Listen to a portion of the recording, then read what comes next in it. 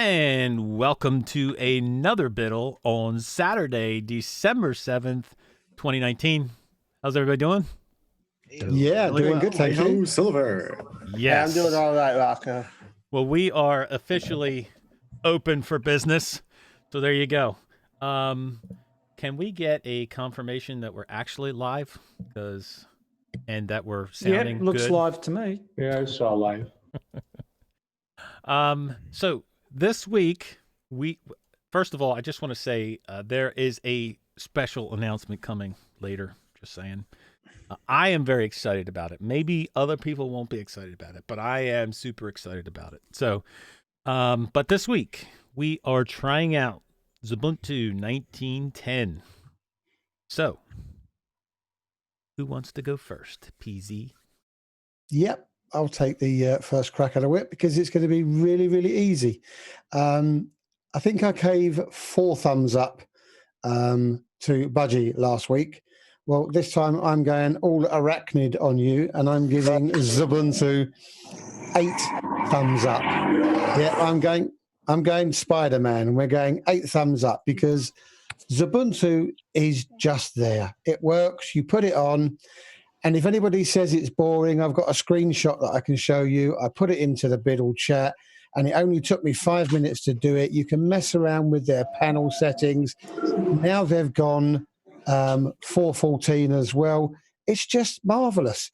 And every single thing they make better makes me really, really happy because it makes Peppermint better.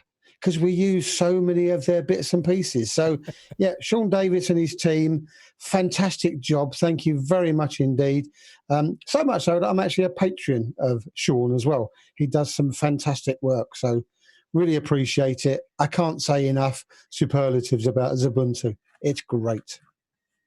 Well, dude, I love Sean Davis. I was hoping he could actually be here tonight, but unfortunately, I guess he can't.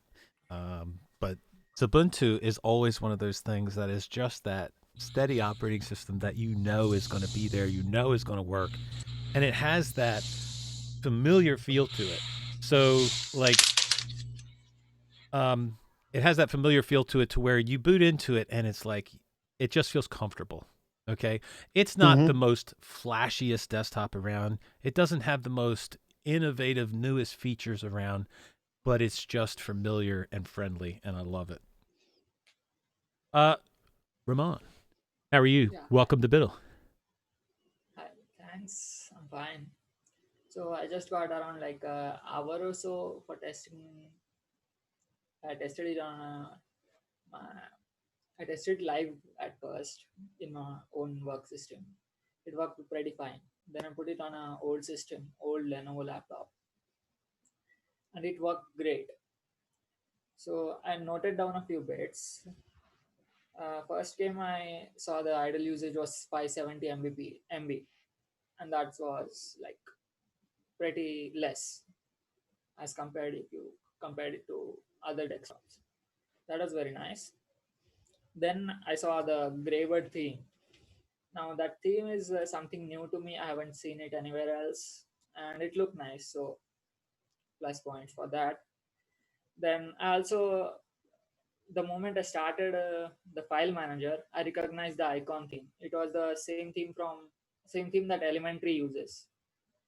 So again, really nice choice. And now I went up on to check out the different apps.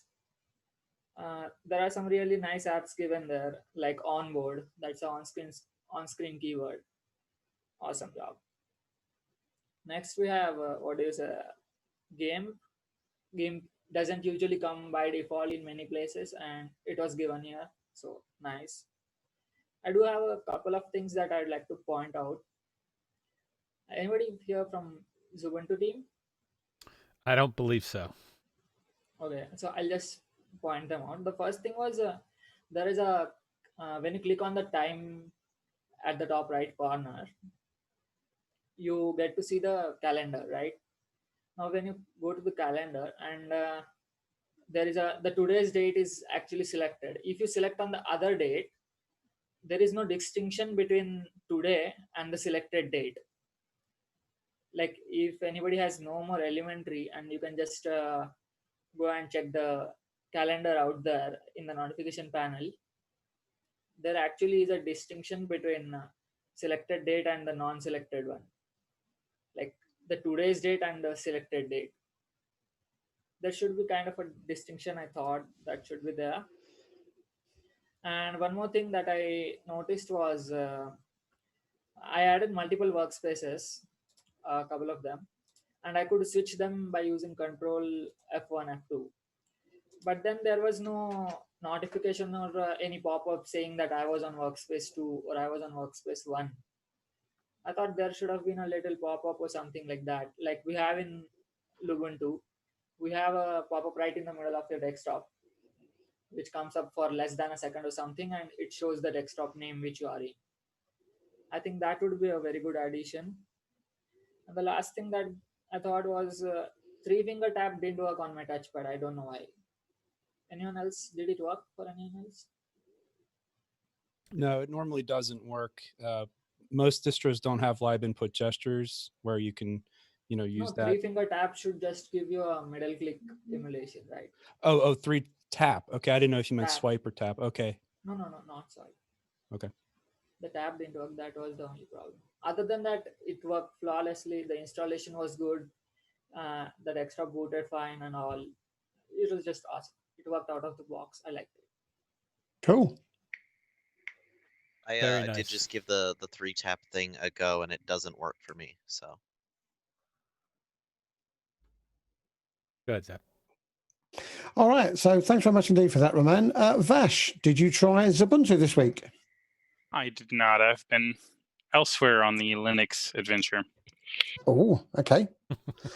We're going to talk about that, Vash, so you have to remind me, all right?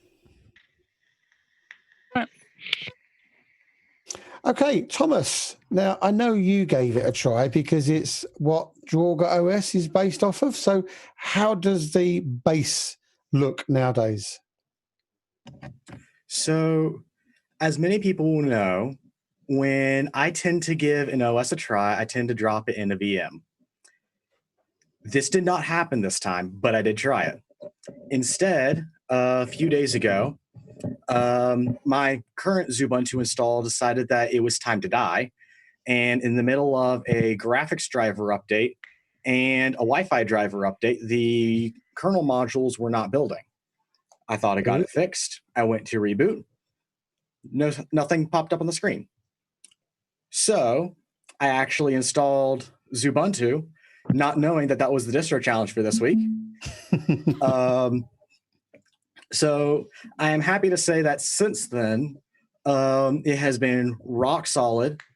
It does feel a little bit slower compared to before I had to do that reinstallation, but I think that was something to do with an app I had installed beforehand that was speeding things up, which I just got that reinstalled today, so we'll see how that goes.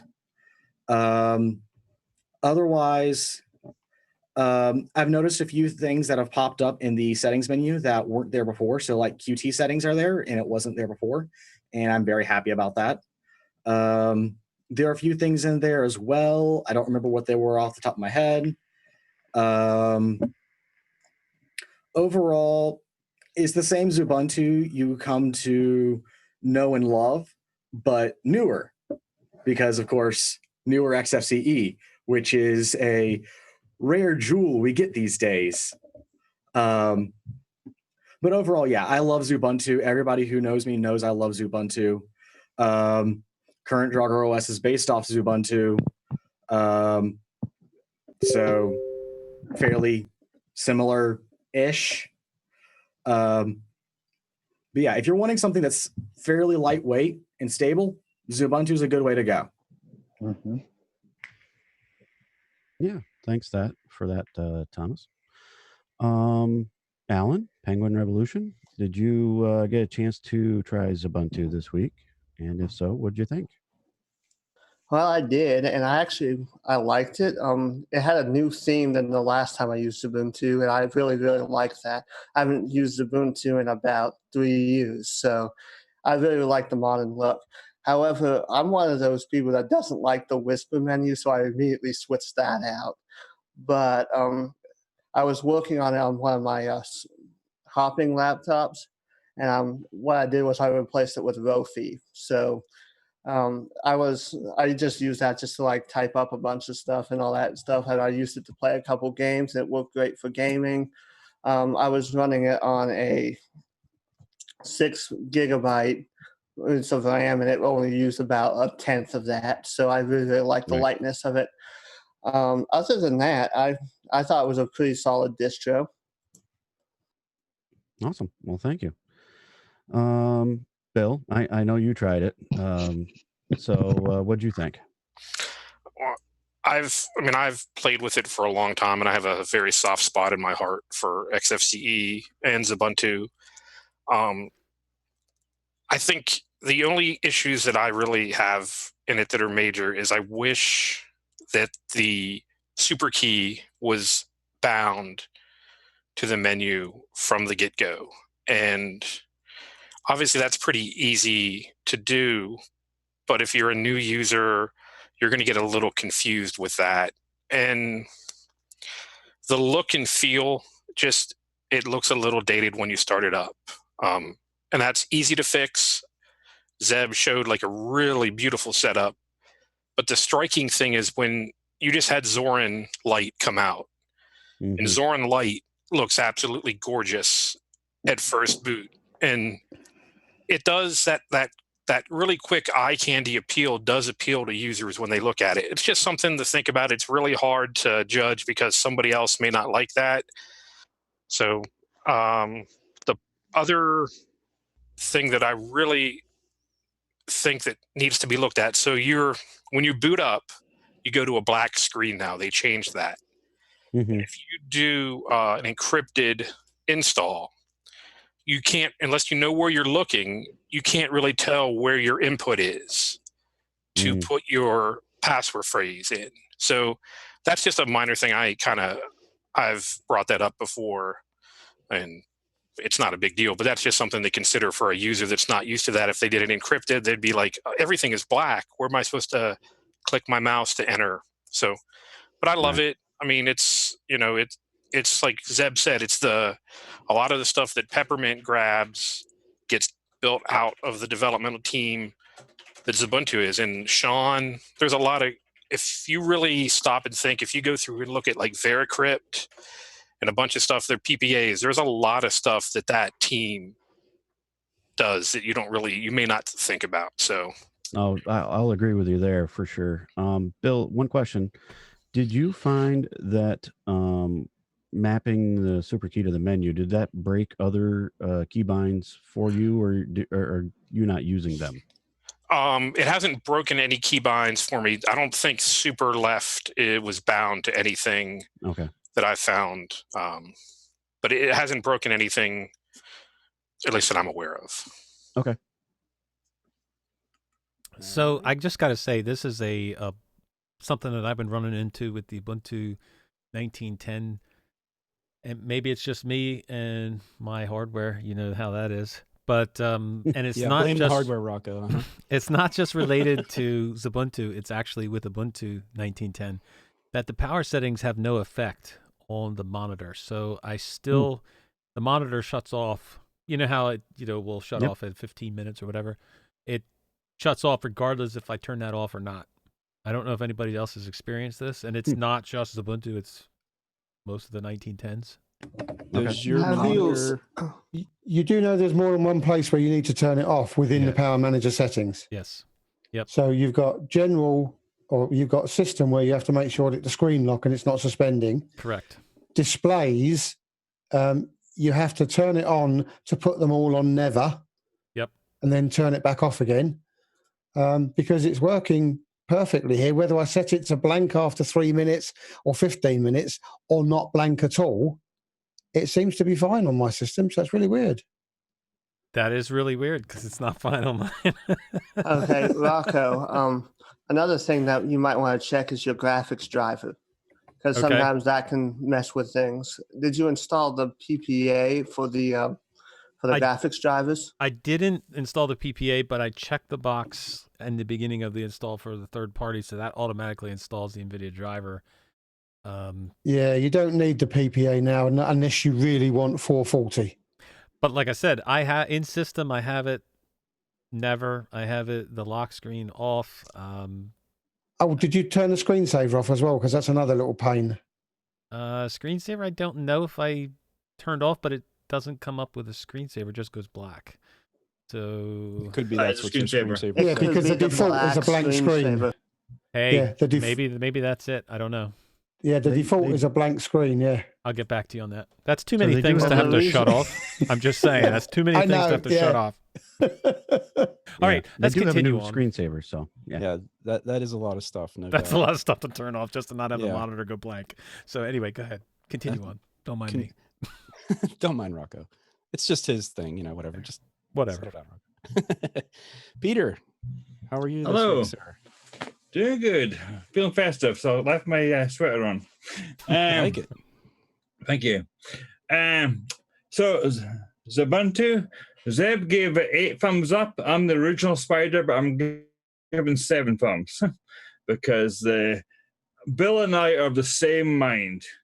A distro like as Ubuntu should have the super key linked to the menu from the get-go. And all of us can change it, but from the get-go it should be that. And if it conflicts with something else, it is change the conflicts. But that should be the default, I believe. One oddity: when I installed Ubuntu on my laptop, I chose ZFS, and Ubuntu has desktop icons by default. So you end up with 2 R pools and 1 B pool icon, and you go, what is that? It's part of ZFS, but it shouldn't really be showing up on the desktop. Any thoughts there? Yeah, I don't think anyone else would have tried it, would they? Did you do ZFS, Eric? I did. I've seen it. I've seen it as well. Yeah, that's just the desktop settings for a mounted device. It sees that pool as a mounted device. I know you can blacklist certain things from showing up in that device list. I haven't done it myself, but I did notice that those things do show up, and it can be a lot of odd entries. Yeah. Yeah, ZFS is kind of new to me anyway, so. I had that in Mate as well. They showed up as mounted, loop devices or whatever. Yeah. Yeah, I think it's probably the type of thing that once they get more testing in, that they will definitely put the filtering in place so you don't see it. Yeah, it is experimental. So, because I mean, technically, you should see all of like the other. If you do a mount to see everything that's mounted, exactly, you can see that they've already got a bunch of stuff filtered out. And I went to Gpart and had a look around and things like that. Yeah, yeah. That's it. That's it. 7 thumbs up. Then okay, we'll take it. So let's get to it. Well, of course. I mean, you do have a slight bias, but that's okay. We'll forgive it. Slight. Eris, how are you this week? Oh, good. I tried out Ubuntu. Everything worked out pretty good.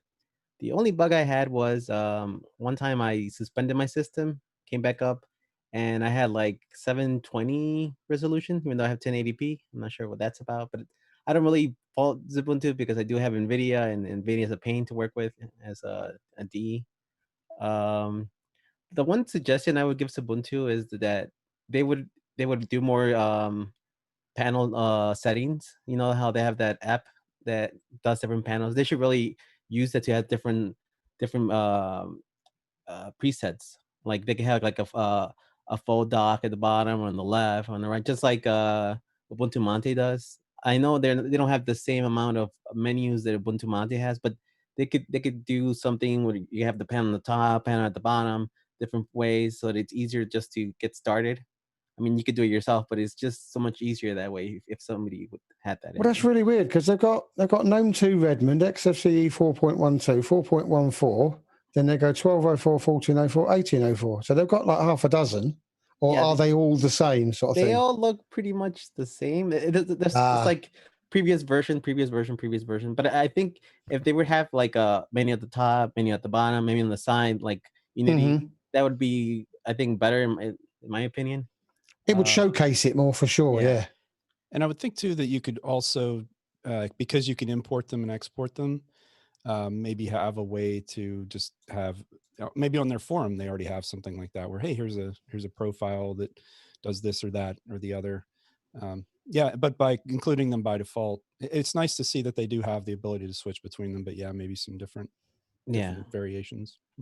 But overall, I mean, I love how XFCE is so modular. You can like take out Tuna if you don't like it, put Nemo in, and then it tells you, do you want to use Nemo as your default file manager? It's great like that, and that's like, out of every desktop, I think that's the thing I love the most about XFCE, the modularity of it. It doesn't have to be integrated. It's not like GNOME. You like, if you use GNOME, you got to use this, you got to use that. Like you can pick and choose if you want. I know people have gone as far as putting like i3 and XFCE together, and have the window manager from i3, and then have the panel from XFCE, and that's one of the great things about They've even put Pantheon and XFCE together Yeah. Mm-hmm. in the NSOS. That was a good setup. I actually enjoyed that one. Well, I think, there's been a few opinions on XFCE, and a few things have been said about it, looking dated and not being. But I think what XFCE is and what it's going for is just being that stable system that you can count on. It's not the developers behind it, Sean Davis and them guys, are not trying to make it look like the most flashiest thing out there.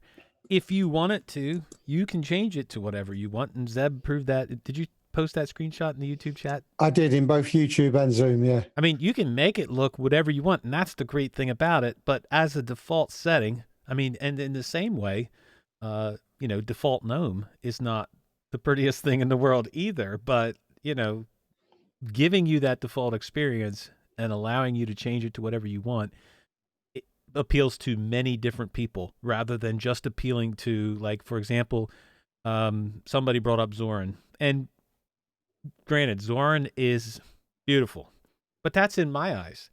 That's not necessarily in everybody else's eyes. Everybody else here has a different opinion on what beautiful is as far as a desktop. So I think XFCE going for that stable default desktop is awesome and still allows you to change it. So you know what's funny, Rocco? After having looked at it again this week, I will often quickly jump to it's Graybird and it's this old. Every other distro that uses XFCE uses something different. So it's actually a differentiating thing for Ubuntu now to use Graybird. Because it looks different. Well, like I said, I know that, you can say, well, it's not the flashiest. It's not designed to be the flashiest. It's designed to work and be steady and be available to do whatever you want with it. That's what it's designed for. So, Steve, sir, how are you? Good evening. How are you? I'm great. XFCE, it's a steady Eddie. I mean, it installed, it worked. I had no problems with it. I agree with Peter and Bill about the super key. But that's about the only thing that I found. I mean, it's not boring at all. I didn't have time to like really adjust it and make it to the way I wanted to. But it's great that if you're going to install it, you have no problems and it works right out of the box, and you can't ask for more. So yeah, I love XFCE. It's great. Very nice. Tony. Hi. Can you hear me all right? We can hear you perfect with that radio voice. That's good, because I can't get the mic settings on the Zoom thing to show up anything. So I'm just hoping it's going to be okay. Perfect, brother. Go ahead. Yeah, I'm good. Thanks, Rocco. And you? I'm doing excellent.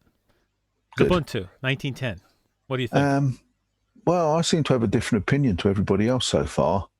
I couldn't get it to work. Really? Yeah, I got it installed and it worked. I should explain when I say I couldn't get it to work. The problem I had was I could not adjust the volume. I could make one adjustment to it and then it would lock up. I had to do a reboot or restart, and then I could adjust the volume either by scrolling on it once or by using the keyboard keys. But once I'd altered it from one setting to, say, a little bit lower or a little bit higher, that's it. It just froze and I couldn't alter it. The rest of it worked, but not being able to alter the volume, I did a Is this- favorite of Zeb's and just went next. Is this the same computer you test all your distros on? Well, I tried it on the testing laptop, and to give it a fair go, because I do like XFCE and it looks really nice and clean, I put it on the main system. I mean, I wipe that, as you know, regular anyway, so it wouldn't matter. I put it on there and I had exactly the same problem. Wow. And they're different manufacturing machines, so I don't know. There is a command you can set to a keyboard shortcut that'll change it. I don't know if that'll work, but it might be worth a shot. I don't know the command off the top of my head. I'd have to go look because I have it set somewhere. There is but if you want me also. to send you that. Go ahead. Well, Thomas. normally I can just, do it on the keyboard with every other distro I've ever tried, but for some weird reason, this one it would do it once, and then it just seems as if it locked up. It's not that it wouldn't do it, but it would only make one adjustment, and then that's it. That's really strange. Did you check the Pulse Audio volume mixer to make sure that everything was set to what it was meant to be type thing? I went through all the settings that I could possibly think of and find to check that things seemed to be okay, and everything seemed to be like it normally is. But with every other distro, I never have that problem. It just works. But with this one, it, for some weird reason, just didn't want to work. Did you try to adjust it in ALSA mixer? No, I didn't. All right, well, but overall, do you normally like XFCE or? I do like XFCE, and it does look nice. And if I could have got the volume to work, I would have had a lot more messing around with it. But because I had a problem with that, I sort of didn't bother too much. Yeah, no, that's perfectly understandable. But Thanks very much maybe indeed, it's just Tony. me. Yeah, Okay. well, I think so, it's it's just unfortunate that's Linux. One person's kit works perfectly well, and yet don't all of the Ubuntu's use the same back-end sound system, or would have are thought the so. developers allowed to tweak stuff? Yeah, pretty much. Yeah, I mean, the front end, it might be a little different, but the back end, I think everybody's using Pulse Audio.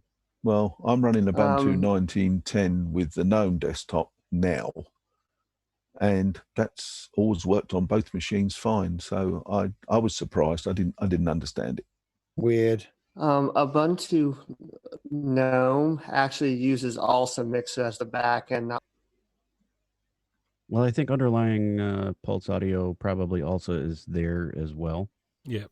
And Also, then, so then- there in all of them, it's on Yeah. a driver level. right. Yeah. Oh, well, maybe better luck with this next week's one. When and if we tell you what it is going to be. But that's the surprise that Rocco's got for us later. So Yes, no trying to we guess know. because you won't guess, boys. So, Dan, the favorite part of my show, because you always find stuff and I'm thinking, what does he do? How does he test? How does he look here? So tell us what you've been up to, Dan. Okay, I installed this and used this at the beginning of the week, more or less. I put it on a drive that was already partitioned that I used to do these tests on. I played with it a little bit. I looked at the menu. The menu was, I was really happy with the menu because it wasn't overloaded with stuff. It had just the right amount of things in the menu. The XFCE looked great. I didn't even bother to make a list because I put the software is going to use it. Next thing you know, I wound up using it more than playing with it. And it's great. I like it. It's a very good distro. Now the audio problems that Tony's had, I've had them with different distros. I can trace a couple of hiccups that go all the way back into the Debian Buster. I mean, because I have that on another drive too, and it has audio fruitiness in it as well. But Audio fruitiness, I like that. You know how often I complain about this, Rocco. I got all these notes from all the past I know, distros we've dude. done, so I start reading them. I can trace them back to the source.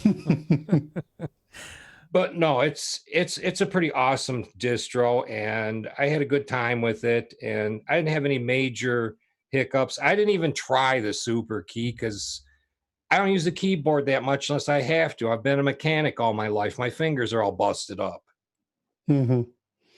So All right, well- I won't need up no more time. I think Sure. that's the shortest list you've ever had, Dan. That's pretty awesome. Yeah, which is a great, double thumbs up then.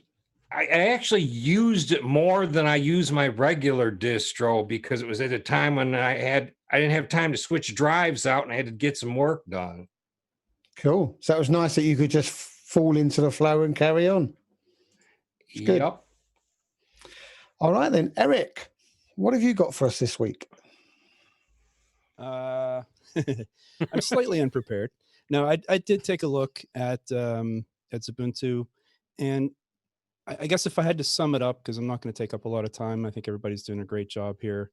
It's kind of like Kubuntu to me, right? If I want a Plasma distro that I know is just solid, it's based on Ubuntu, it gives me everything that I want.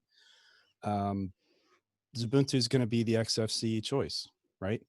The thing I appreciate is that that I like about Ubuntu is the point releases. So I'm getting updated software. It's got the new version of XFCE. It's got the new NVIDIA drivers. So all of that works really great on my laptop. I mean, that's the best way I could put it is they are, determinate, sort of slow moving, and it's a known commodity. Like I said, I find it interesting that coming back and looking at it again, my usual response to Graybird, where it's just kind of like, oh, geez. I actually noticed that using it this time on my laptop, Graybird, because it is such a slim, minimal UI or theme, that you can sort of fit a lot on the screen versus some of the other themes tend to have a lot more space, a lot more padding. So I don't know. That's really, I guess, the best way to say it is it's the known good, right? It's the thing that if someone said, well, what XFCE distro would you say is a good choice? Ubuntu is probably going to be a good choice.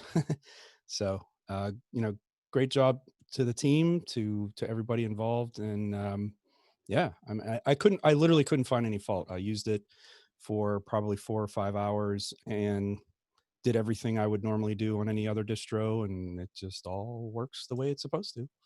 Yeah, that's awesome. So, Kevin, I see you skipped it and played Stadia all week like a slacker. All week. All week long. Any spare moment. That's awesome. Yeah, he's single. Colin, how did you make out with Ubuntu? Well, I had a quick speed install and speed look around. I was creating videos, a video a week, so that took a lot of my time. But just the little things I thought I'd look at XFCE is just the way it handled some GTK3 themes, because I know they've gone to GTK3 and it seems to handle them very well. So that looks really nice. I think it looks all right out of the box. Colin, looks better than this. Yeah. I'm sorry to interrupt you. Did you try like other themes that weren't on the distro? Yes. Yeah, I tried the Quokka theme, GTK3, and the Ubuntu Borealis. They seem to come up really nice. And it looks, I'm not a real theme expert from looking at it. I don't see sometimes things out of place, but as long as it looks okay and it doesn't look really weird, to me it's fine. And that looked good. One thing I did notice, I don't know if anyone else noticed, in the favorites on the Whisker menu, you've got web browser and mail reader. But in internet, under the internet, it's called Firefox web browser and Thunderbird mail. So I find that a little bit inconsistent with the naming of the I believe that is applications. for if you install another browser and you choose as your default, that web browser will still open the other browser and not Firefox. Oh, is that what? Okay. And same with the mail reader, is it? Yeah. As far as I Okay, know, all right, that's so- what it is. Yeah, that would all make right, sense. Yep, that makes sense. All right, so that answers that question. But overall, I'm sorry, Ramon, what did you Sorry? say? Yeah, you continue after you all tell. all right. It reminded Um, me something. The XFCE, what can you say? It's always rock solid. I think it works well. I had no problems with it. I haven't really installed a lot of the stuff that I normally do, but out of the box, it's got no screen tearing, and it works pretty well. I got nothing but praise for that, and I think they've done a good job just making it look nice out of the box. It looks much better than your standard XFCE. And if you don't like the look of it, you can just change it. And to me, changing it with some of the GTK3 themes now gives you a lot more options than what it used to have. And you can make it look pretty good. So I'm happy with it. I'll give it 2 thumbs up for sure. It's great. Or, you know, if I was a spider, I'd probably I get it. do a few more. I mean, a lot of people knock on the Graybird theme, but you know what? It's consistent and it looks, the same throughout. So, I Yep. mean, that's really good. So, I agree, Dan. I think it looks nice out of the box, and as a introduction to the desktop itself, I think it looks nice and consistent, like you say. And once you get into it, you can change it up if you wish. But yeah, it looks great. yep, cool. Thanks, Colin. Chicken, you changed your name. I suppose it is my time. What do you think of Ubuntu? I thought it was great, honestly. So Joe Ressington from Jupiter Broadcasting is always talking about Ubuntu, and I'm always like, I don't want to agree with him because I don't want him to be right, but it's really good. It's, I love that. it's Nobody wants really, Joe really to be good. right, Chicken. Exactly. Honestly, I You just muted yourself, mate. Oops. He's so excited. I am an intellectual.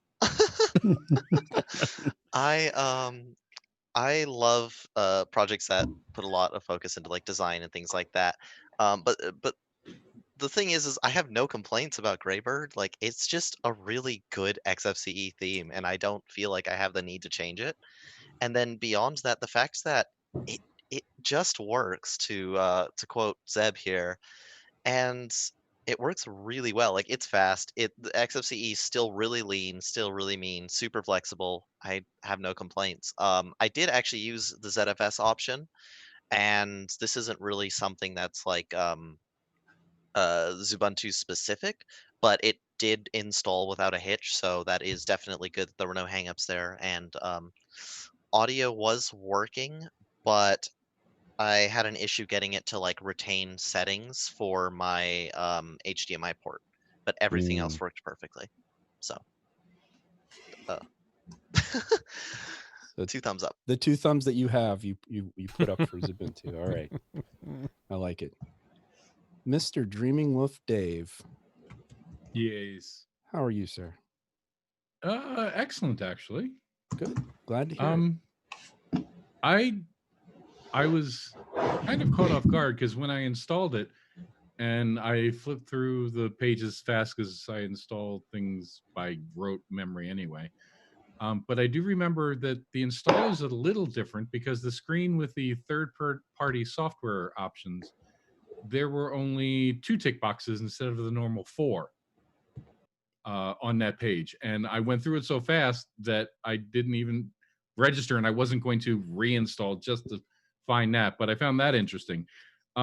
As for the operating system itself, I have to say it's very resilient because this afternoon I managed to kill it.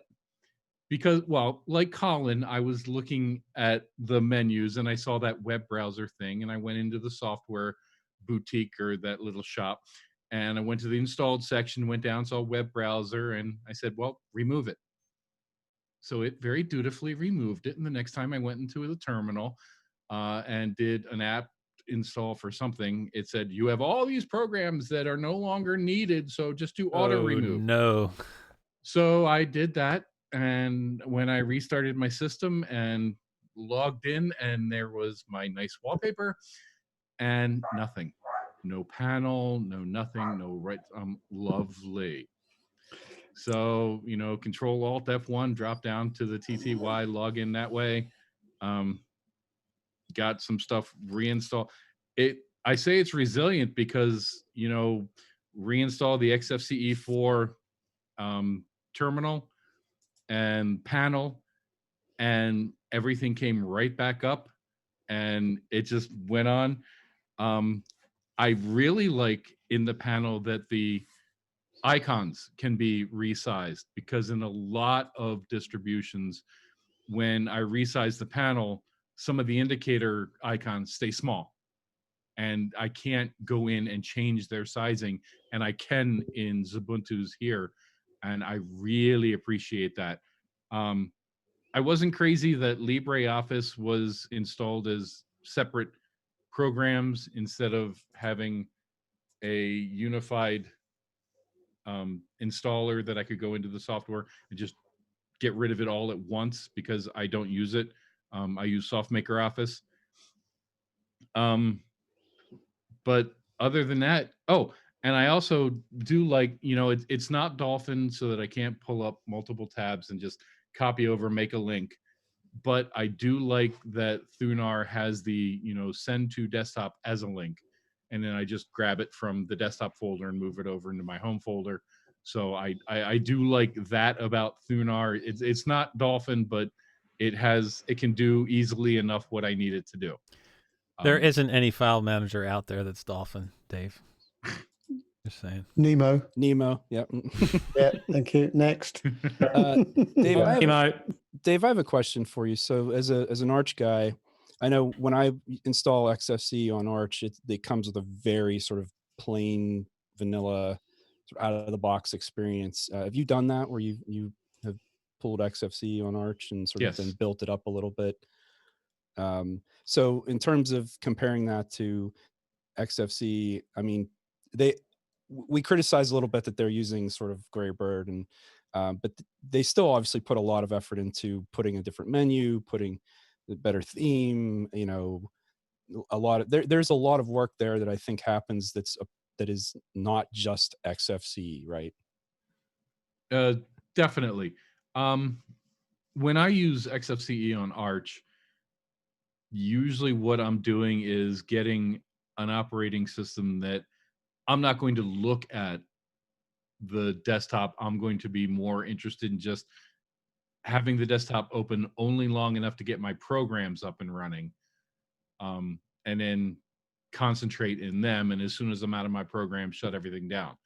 Ubuntu, I've had it for the week on my laptop, and I've actually enjoyed playing with their implementation of XFCE. It looks nice. I haven't had a problem with the Graybird theme. Haven't changed it out. Sometimes I considered changing the icons, but the only thing I really changed in general was the font, because ever since I found a Fira code font that I really like, that's pretty much the only thing I changed. Everything else, just the basic XFCE settings. I like the icons that they chose, for the panel. I like the way they set up the panel. I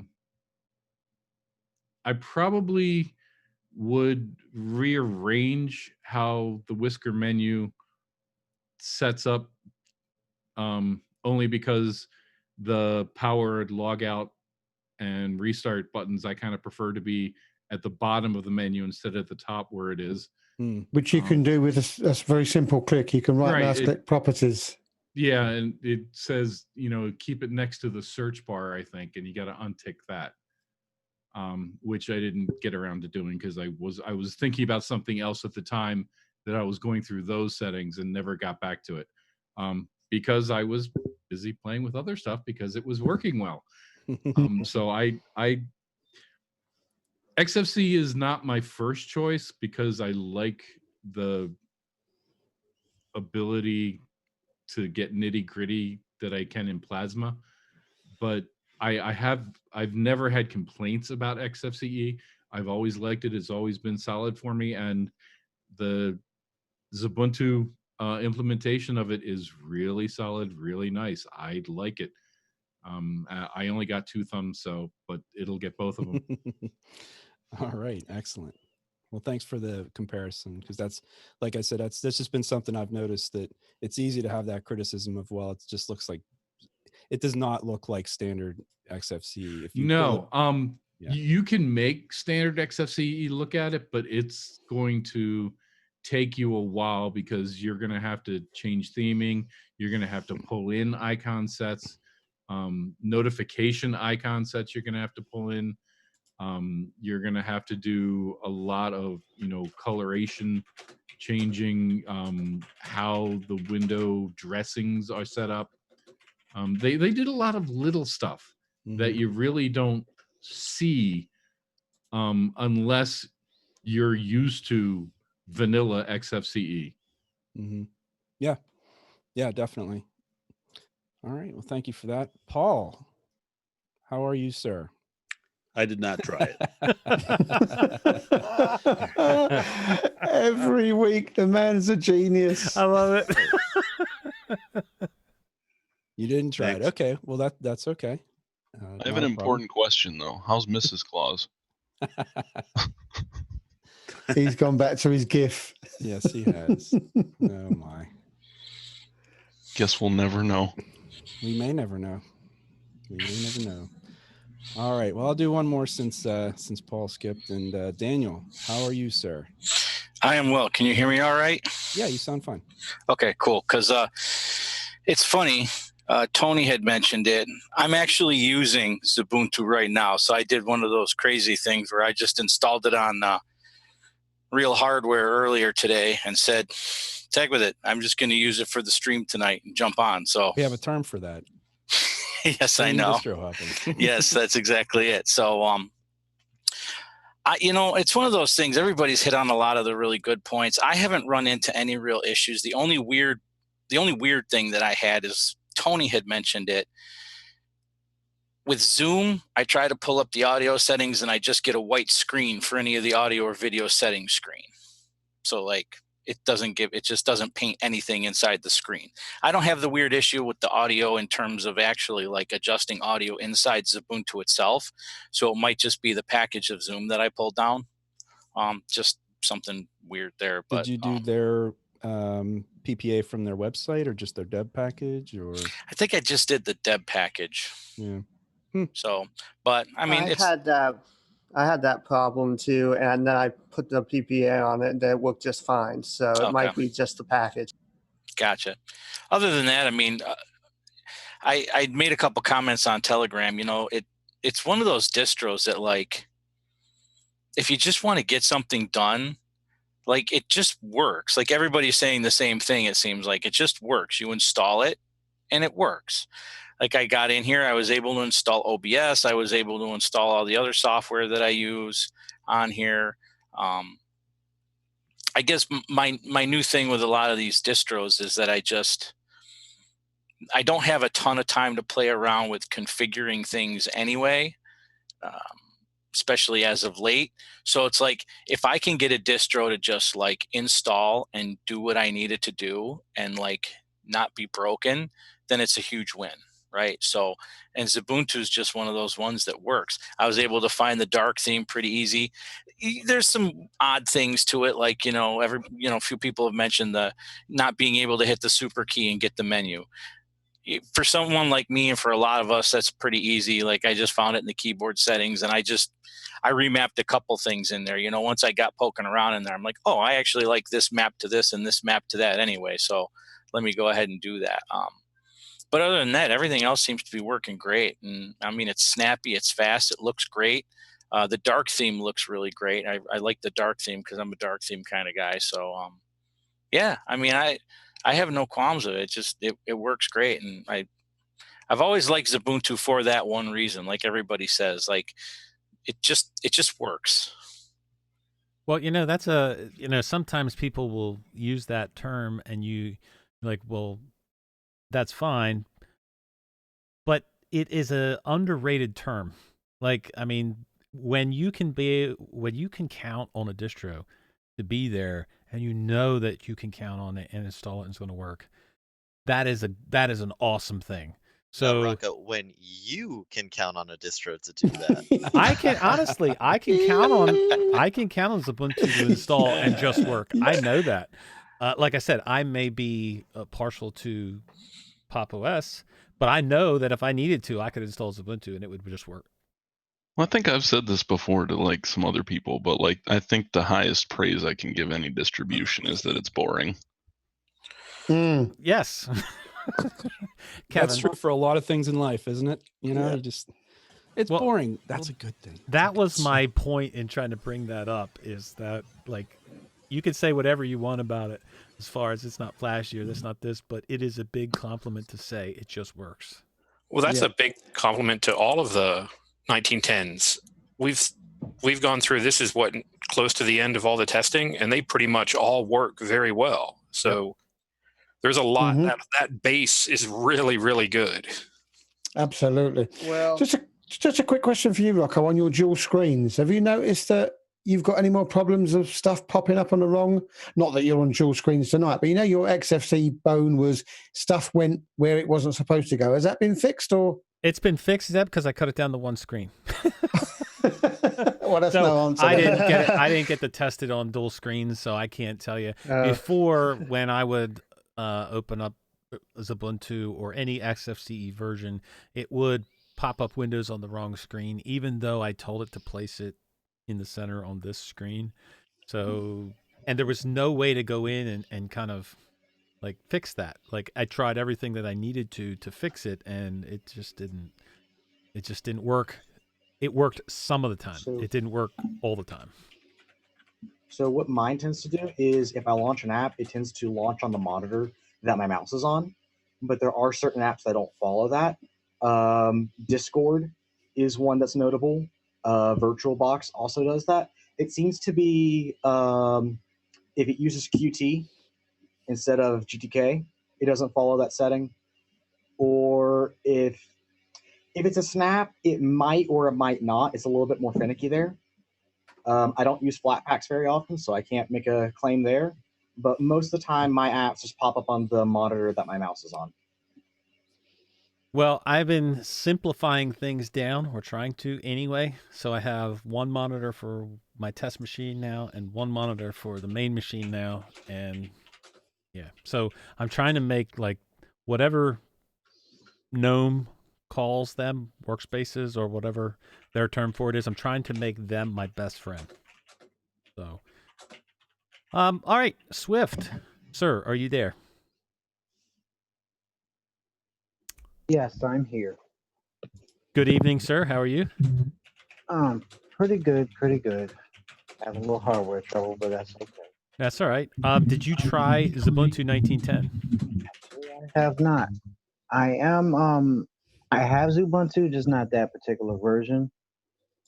And so the thing about XFCE, I tried it a long time ago, and I really didn't like it. But then when I tried it again, it kind of grew on me for some reason. So I like that you can change around things to suit your preferences. And as far as what people say, and it's what absolutely kills me, is that when I think in terms of installing an operating system to a computer, my goal is to use the computer. If I can't use the computer, then whatever distro or operating system, whatever have you, is no good to me. And so if you have a distro that's actually going to just work, like we've been saying tonight, then that's a good thing. I mean, you shouldn't have to worry about something, oh, I just started up my computer and it broke on me, and now I got to do all this and that and the other just to get back on track, like what I'm going through right now. But when you can avoid that and just reliably log on, do what you need to do, then you're that much more efficient when it comes to using your hardware. Right. I just don't. I can't see any other way, to be honest with you. So definitely kudos to the Ubuntu project for being able to provide that. I agree, Swift. Thank you, man. Oh, sure. Chris, sir. Okay, good evening. Mike checks in, so I missed the pre-show. Perfect, brother. Go ahead. Okay. Well, Chirp, they finally fixed Chirp. Again, that's not a Ubuntu or a Ubuntu thing. That's that particular distribution problem. However, I still wasn't able to get it to work because when I tried to compile it manually, it kept coming up with all these packages that weren't loaded. So I kept loading the packages that I wanted, and finally it got down to GTK, and it couldn't find it, even though supposedly the system had it installed. So I don't know what was going on with that. But anyhow, other than that, things seem to work all right, except for when I went to watch videos. Um, and 10 minutes in, screen blanks out. So I went through the myriad of display settings and power settings, and finally turned everything off so it stays on all the time. And now the screen doesn't go blank 10 minutes into the video. So I don't know. I don't know if that was a graphics driver problem, or it's just something that happened when XOR got installed and missed something. I don't know. I didn't have the time or the effort, or didn't have time or the gumption to go track it down. Probably could have for a little bit more of a thorough review, but I was having hardware problems from a friend's computer that is still sitting in pieces on my kitchen table that I gotta get ready for tomorrow. So didn't really have a whole lot of time to play with it. Again, I put the ZFS on here, and so I saw those pool drives on my desktop. I clicked on them, and it said, "Hey, there isn't anything in there." I'm like, I have no idea what these things are. But I have not had a chance to play around with ZFS again because of time limitations. I don't know if ZFS is going to be available on the next distro that we try. If it is, I'll put it on there and try to give you guys a good report on it next week. Other than that, I will say back to Net here. Well, a question about that ZFS, and correct me if I'm wrong, Bill. There was a something or other that said possible data loss if you try ZFS. Is that a situation where if I had a machine that had multiple drives and that it could delete some of the information off of those, it could have an issue with them drives and I could lose data on them other drives? So are you saying right now or in the future? I'm saying right now. So right now it's experimental. So right. anything could happen. Like I wouldn't necessarily want to throw 1910 on a system that had 10 drives and just wing it because it says it's experimental. 99% of the time you're going to be safe, but if you do it, you especially, Rocco, are going to be the one where it wipes everything. Yeah, so, you're so right, Bill. But the other reason it's experimental is right now it's not a for sure thing that's going to be in 2004. It's got to go through a bunch more testing.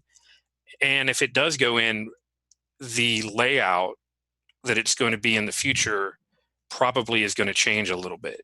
So that's a lot of that is why it's listed experimental, because we're trying to make sure people know that if you go install ZFS and you try to update to 2004, it may not work as intended, or it's just, it's not ready for prime time. It's pretty close, but it's still, there's some dangers involved in doing stuff with multiple drives because it could take over.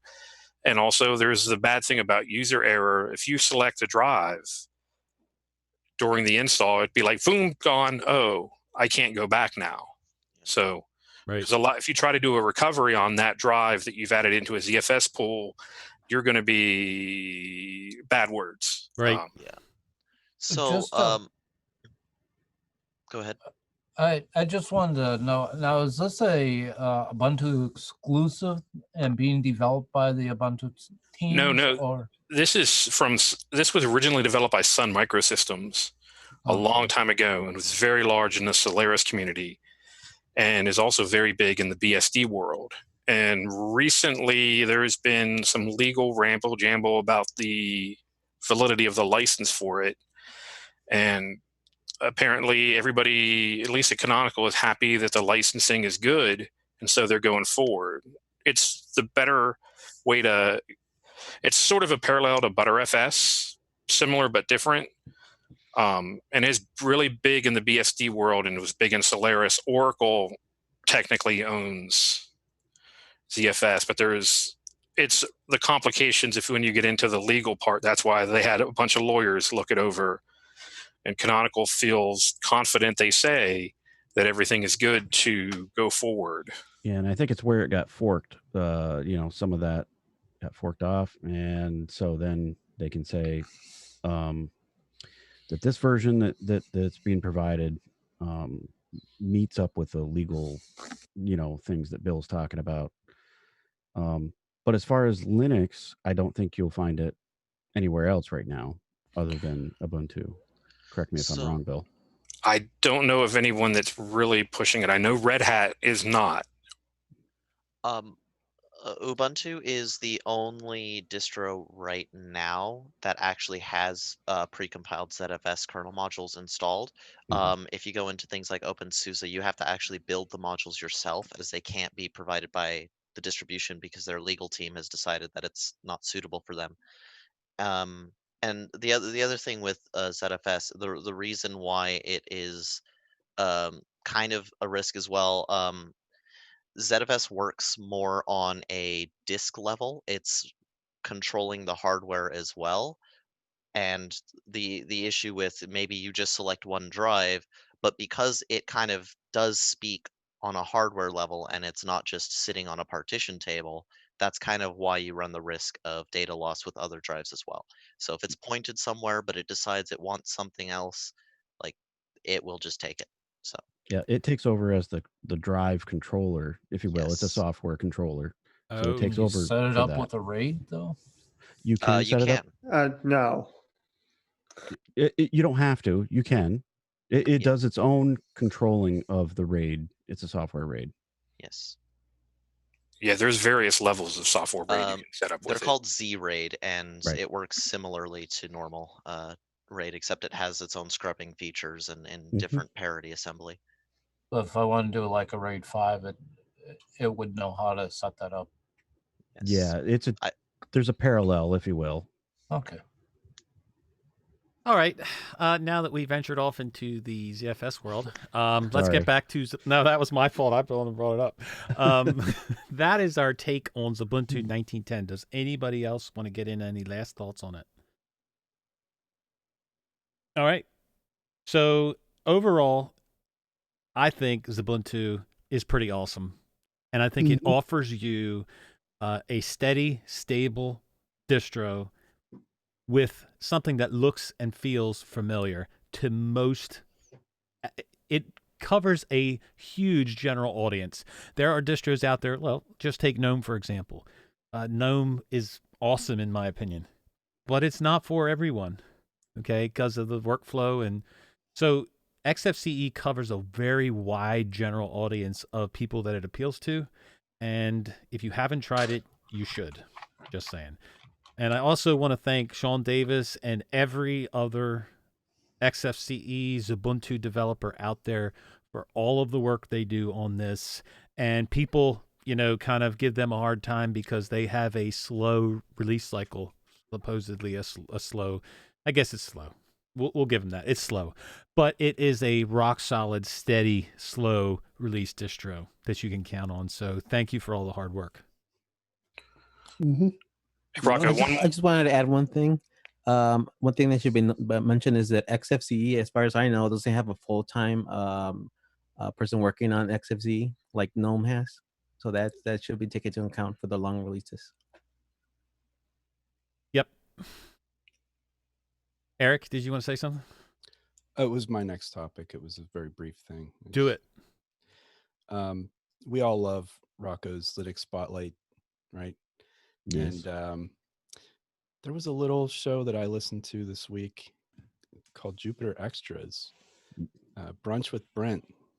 And he may have had a little bit of a mini Linux Spotlight with Rocco on there. If you haven't heard it, I'm going to throw the link in YouTube chat. It's definitely it's a great conversation. Well, you bring that up, and I wasn't going to bring that up, but you bring that up, and Brent has a great show. and he asked me about my Linux history, and I started talking. And it's one of those times where you start talking before you think. So I did get the timing of one of those series of events wrong, and I'll let you guys figure out which one it was. I'm gonna go back and listen now.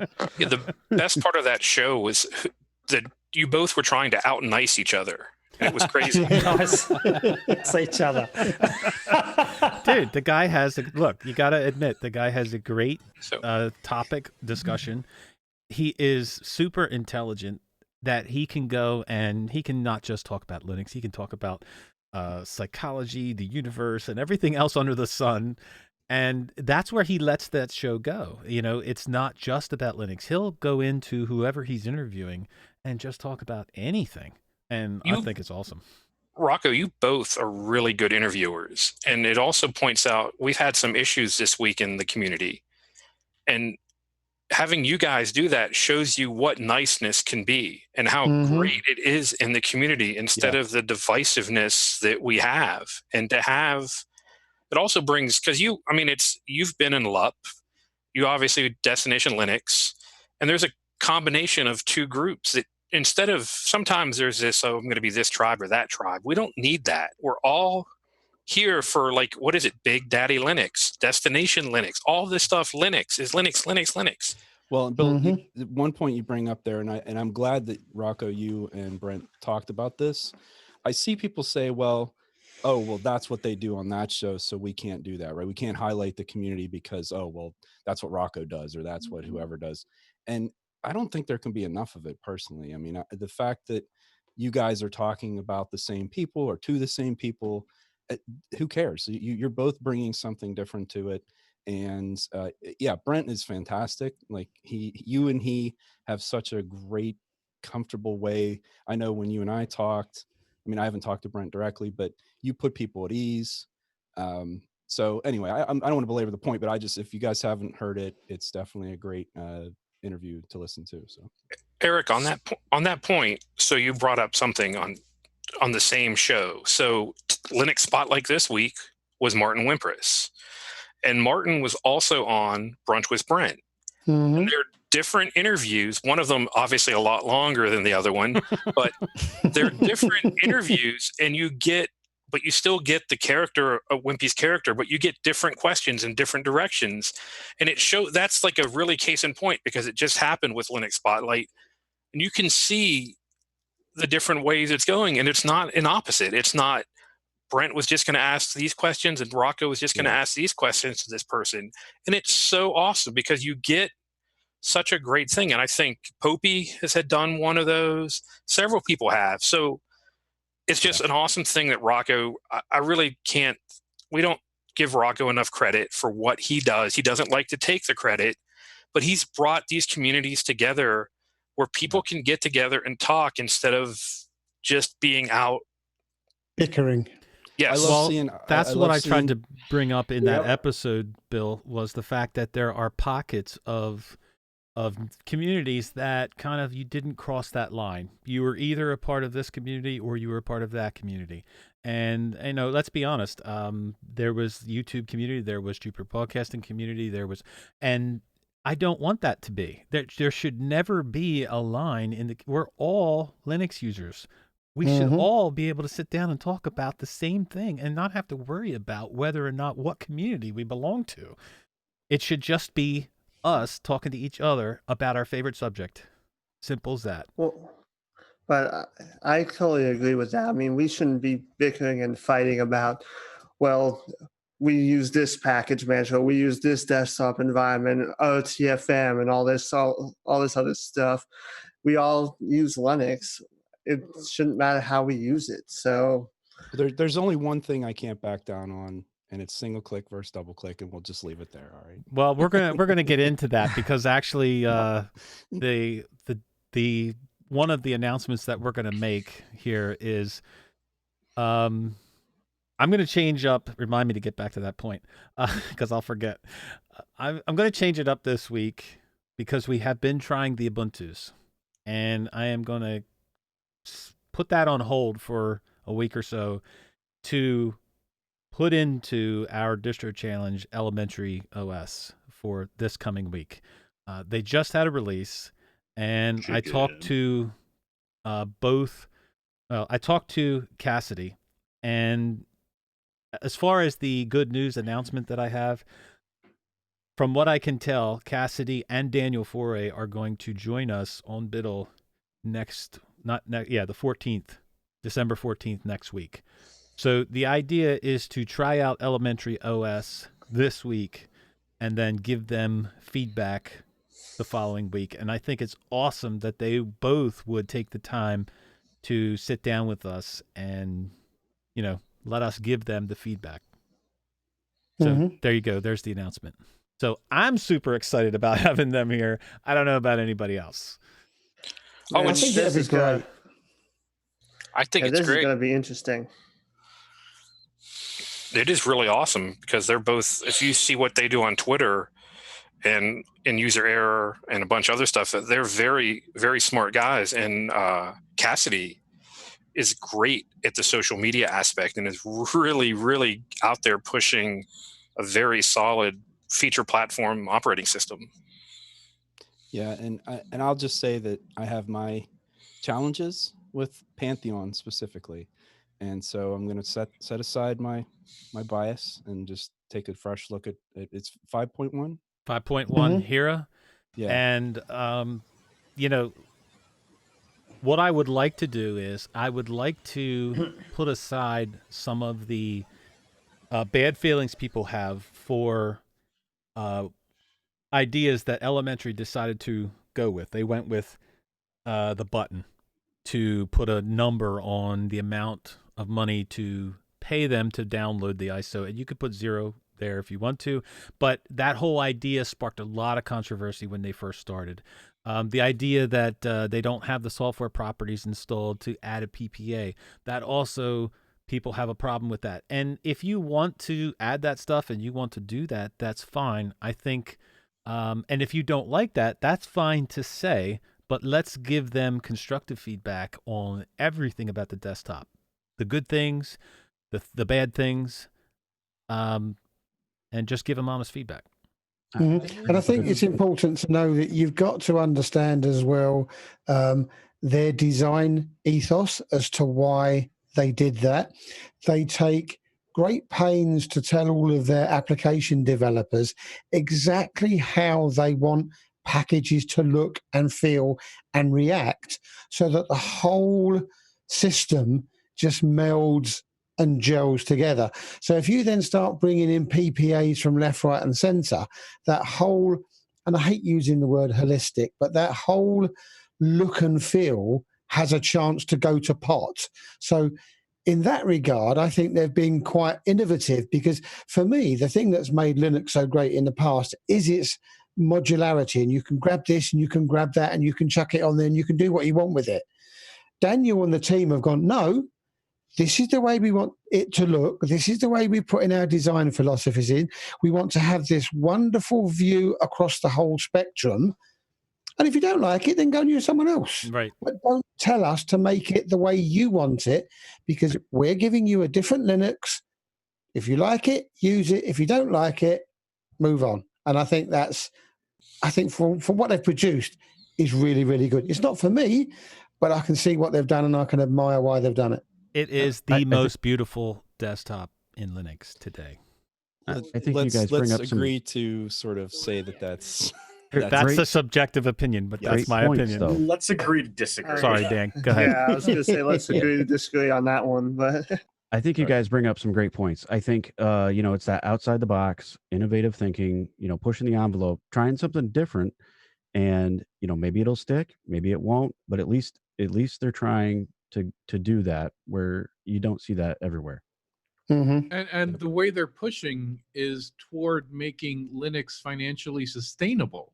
Right. Which, a lot of people are going to complain about, but probably 5-10 years from now, we're going to be going, why didn't everybody always do this? Yeah, and they're doing it in a way that's not really painful necessarily, because it is somewhat optional. So, and if I was a software developer looking to build applications for Linux, you can't say that's not an interesting prospect, Right. right? The fact that you could put something up there and who knows, maybe a lot of people are doing like with their with the download for the website, maybe a lot of people do $0, but hey, if you get 10% of people that give $5, that's better than no percent of nothing, right? There are already a couple of companies that are creating apps for App Center. One of them is called WriteAs, and they're an online public like self-publishing company.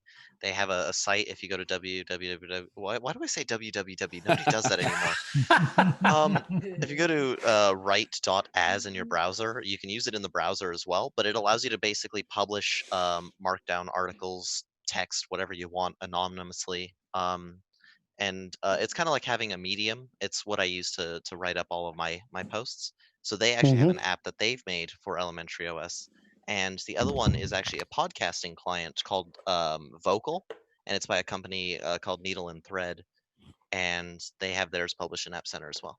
Chicken, for those of us that are not elementary users, would you consider doing a post maybe, or just contributing to the post that we put up for this week, to just kind of give us a little bit of a check these things, because these are the interesting things that you want to definitely look at? Yeah, absolutely. Okay. Now, be honest, what you meant to say was not all of us are elementary fanboys. I'll tell you what, Dave, here's my perspective. Everything is great and everything is terrible simultaneously. That everything I use, I love, and everything I use, if I try hard enough, I will find something I don't like. So, well, IG put out a video I just this always week. love how positively supportive Chicken is of Elementary. He has always been that way, and I have always respected it. Yeah, that's good. And before you jump in, Rocco, I've just got a quick message for Tony from Joe. It's all yours this week, son. You can be the first one to get Elementary installed on your laptop, because I can see you feverishly ticking away there to get it downloaded. Don't steal his thunder, Zeb. IG did a video on Elementary, and one of the things he brought up in the beginning of the video was the fact that he didn't install a PPA, or he didn't try to install he got all PPAs. the apps. And it was like, and he was trying to say to you with this video, can I run it and still not do that stuff? And yeah, I think you should watch the video. Just saying. All right. So that's the news. That's the distro challenge for this week. Elementary OS 5.1. Hira, can somebody put a something in the YouTube chat for a link to Elementary download? I think I got that. Okay. So I think Chicken can type it from memory anyway. And for those that go there and see the little contribution button to download it, you can put 0 if you like, or you can donate to the project. You don't have to pay for it to download it. Just saying. All right. Now that'd be a issue I'd bring up. Maybe they need to make that a little clearer on their website. Well, Just the say idea it's is a they're donation. trying to make a living out of this. So I don't know if they're going to want to not, it's not that they're trying to fool anybody, but they want you to donate to the project.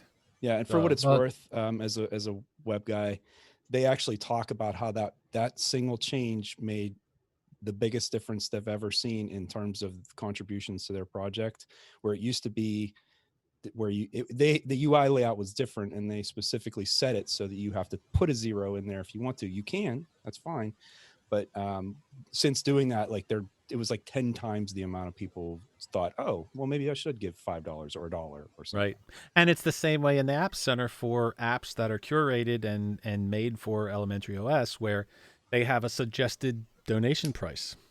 You don't have to. But do again, that. you can put 0 in, yeah. Right.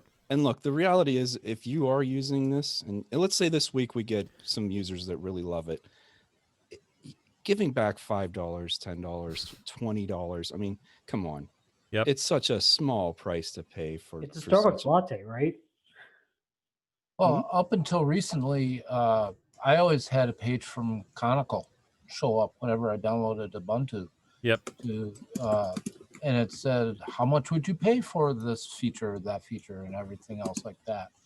And I decided to go ahead and throw some money their way. Wasn't a whole lot, but I mean, hey, it's like, I'm starting to use your product quite a bit.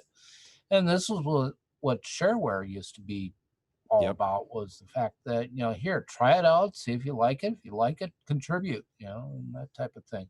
And it's an aggregate, Chris, right? It's not, they don't expect any one person to give $50 or $100. Right.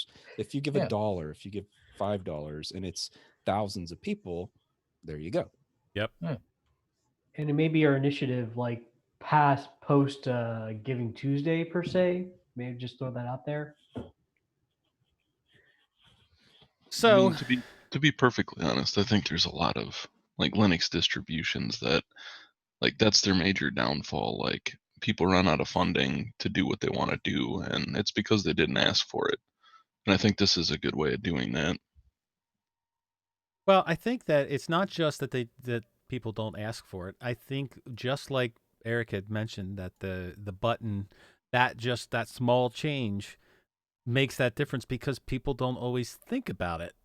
They think about it after the fact, or they think about it before the fact, but they don't actually think about it at the time that they go to download it. And I think that's, it's not just that they don't ask. I think that plays a big part in it. And also that button itself plays a big part in it. And if you like a Linux distro, you don't know, not everybody that downloads Elementary has to donate to them. But if you like it and you use it, then, it would be helpful if you gave back to it. So there you go. One of the nice things I like about Linux is, so let's say we have somebody who their workflow Elementary OS is perfect for, and they love Elementary OS. Even if they can't pay, because you can get Elementary OS for free, just like every other Linux distro, you can pay nothing. And even if this person is in an impoverished situation, you can use Linux. Yep. Unlike a lot of these other operating systems out here that are incredibly expensive, $100, $200, have to buy a $1,000 laptop to use this OS. Elementary OS, and like every other Linux distro, you don't have to pay a dime, and you can use it on whatever hardware you have, provided it meets the minimum system requirements. And most things do.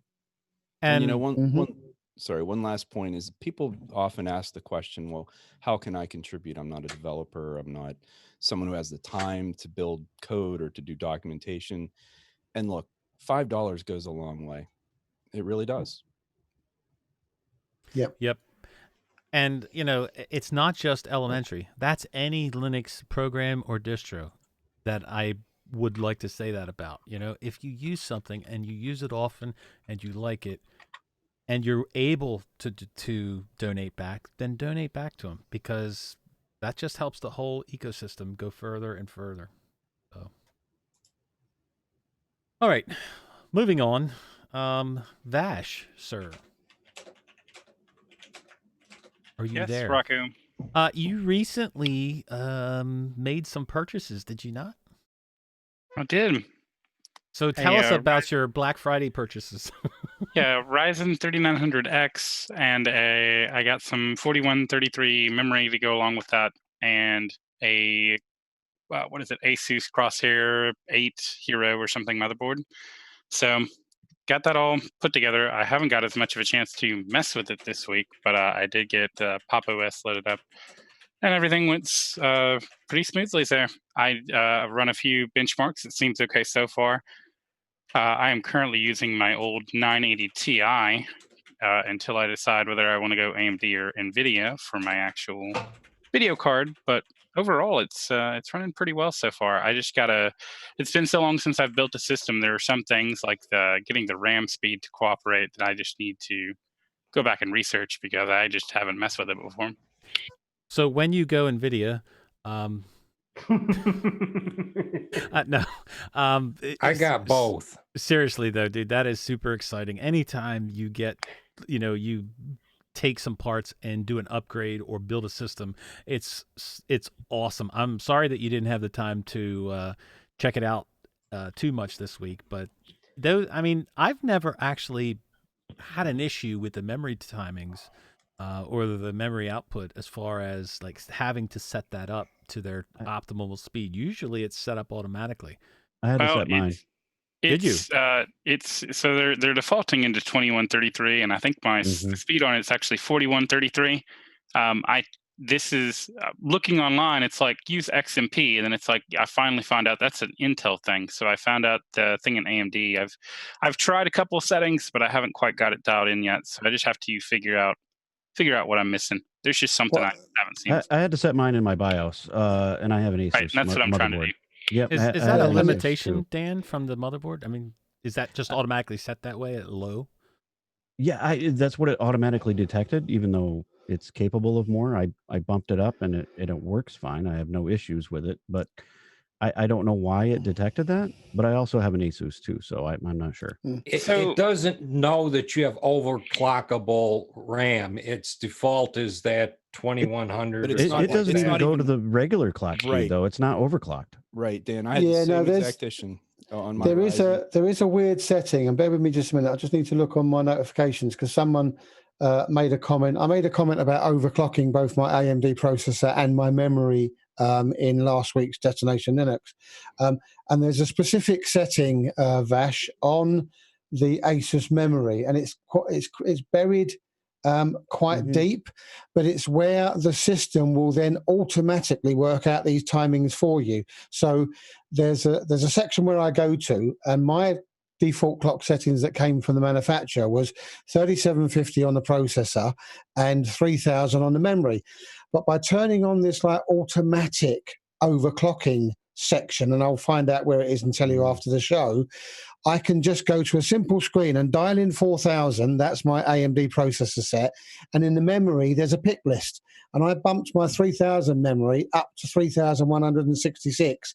And it is still rock solid stable. But there's a specific thing you need to turn on.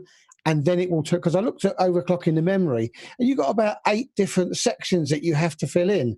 This works out all the timings for you. So I'll find out what it is and let you know. The It's name of the real tab simple. should be AI Tweaker, and it Well, should be. they've renamed it. It's Yeah, they renamed it to Dream something or else. something now. Oh God. Yeah, I know, because that's all the documentation I've been finding. It's like AI Tweaker XMP, and I'm like, well, AI Tweaker doesn't exist. Right. So it's an Extreme Tweaker, and it's like OCCP or something weird like that. It's some sounds right. combination.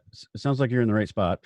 And I just set mine to what my memory speed is, and it just worked out. I didn't have to. Yeah, see, and I'm keep getting stuck in safe boot after that, so it's something it's not liking, so I'm gonna have to mess with it. Yeah, I set mine manually at first, and then I figured out that there was it's called something completely different on my Asus ROG Strix ROG.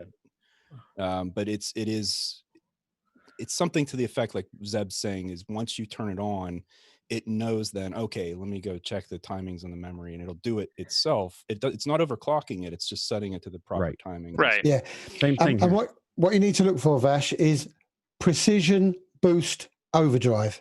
Okay. That's something that Asus has specifically put on their motherboards. You tick that, go and dial in whatever memory speeds you want, and then it works out all those weird timings like 15, 6, and 10 and all that sort of nonsense. It does it automatically for you. It's great. At least that's on my Asus motherboard, which is an X399. Yeah, and I had, in addition to that too, I had to do the fan curves. I had to do, there was all kinds of stuff I had to go in, and like the defaults, none of it worked the way that I expected it to. So, I agree. Yeah. And can I just say, that's another reason why buy off of a manufacturer, because they'll set all that up for you. Rocco, did you have to go through all that, or was it set? I did not. I did have to go through that whole video card thing, but I didn't have to go through that. To go through the other thing, yeah. And I'd rather deal with this than the video card thing. Well, yeah, absolutely. But yeah. But I can say that I had previously bought nothing but Asus motherboards and switched to the ASRock motherboard and haven't had any issues with it whatsoever. The ASRock BIOS, the UEFI BIOS, blows away whatever Asus had. So that's good to know. I will say that something that absolutely drives me crazy about my motherboard is there's no boot menu option. You have to go into the BIOS and set the boot order, save it, Reboot. Wow, dude. Oh, it's so You annoying. can. Are you sure there isn't a Oh place to man, reboot mine that? you just really select the annoying. drive you want to There's start. no and it F12. starts There's it. no, like every other computer I've used.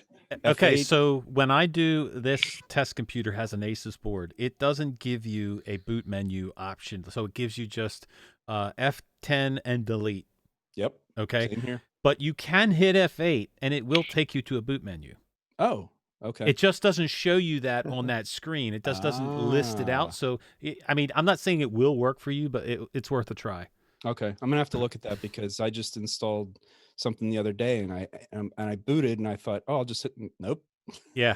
Well, it doesn't list it there as an option, but if you tap F8 just like you would tap delete, it should bring you the UEFI boot menu. So, all right, I'll try that. This is why I just put the USB right at the front all the time. I mean, but it'll change it. That way I That's don't the have to thing. worry about when I install another distro. It'll But it change doesn't that, or remember if it. you use a Yep. different drive or something like that, then that'll change. But Yeah, and some of the newer BIOSes as well. The minute you take that USB key out, it will drop and forget the USB. Right. So you have to go back and set it up every time. But yeah, try F8. That might work. yeah, so many times on this I test have- machine, I had to reset the default settings for the Asus board because it had some ridiculous problem or error on boot up. So that blows away that whole putting the USB thing as first because you constantly got to hit default all the time. So, Quite and honestly, there's Cubicle Nate. Sorry, Penguin. there he is. Oh, it's all right. Quite But, honestly, go ahead. I use a gigabyte motherboard, so I don't have that issue. See? So Yeah, mine's a gigabit. Mine's a gigabyte motherboard too, and I don't have that same problem. And I only boot one distro, so there you go. Wow. All right. Well, I also cheat. Well, I will be cheating very shortly because I have an icy dock now, so I can Good luck with that. I can hot swap my drives. Yeah. Sure, you know it, can. Rob. As soon as the button breaks, you won't be able to hot swap nothing. You won't be able to get the drives out of it. So- that's because you're using a channel lock to take this thing out. You know, when you beat No, out the no channel lie, lock, dude. No lie. Michael had talked about that. I get it, and it was absolutely awesome. I could just pop in drives, pop out drives, and it was awesome until it didn't. And then you can't pop out the drives. They will not eject out of there. I had to physically take it out and unscrew the whole icy dock till it just basically fell apart. In order You to were get those lucky. I drives couldn't out. even pop it out from day one. Well, And so you- then, Y'all got the then wrong one because I've been popping them in and out pretty much daily for a year. But then I figured, well, you know what? Maybe that was just a fluke. I'll put it back together and put it back in the drive. You know, it happened the same thing again. And that was it. I was done. That was done. You know, never again. The I only way I hope could it doesn't find work that out way for was you, Daniel. Long nose pliers. It was ridiculous. Mine's built into my case.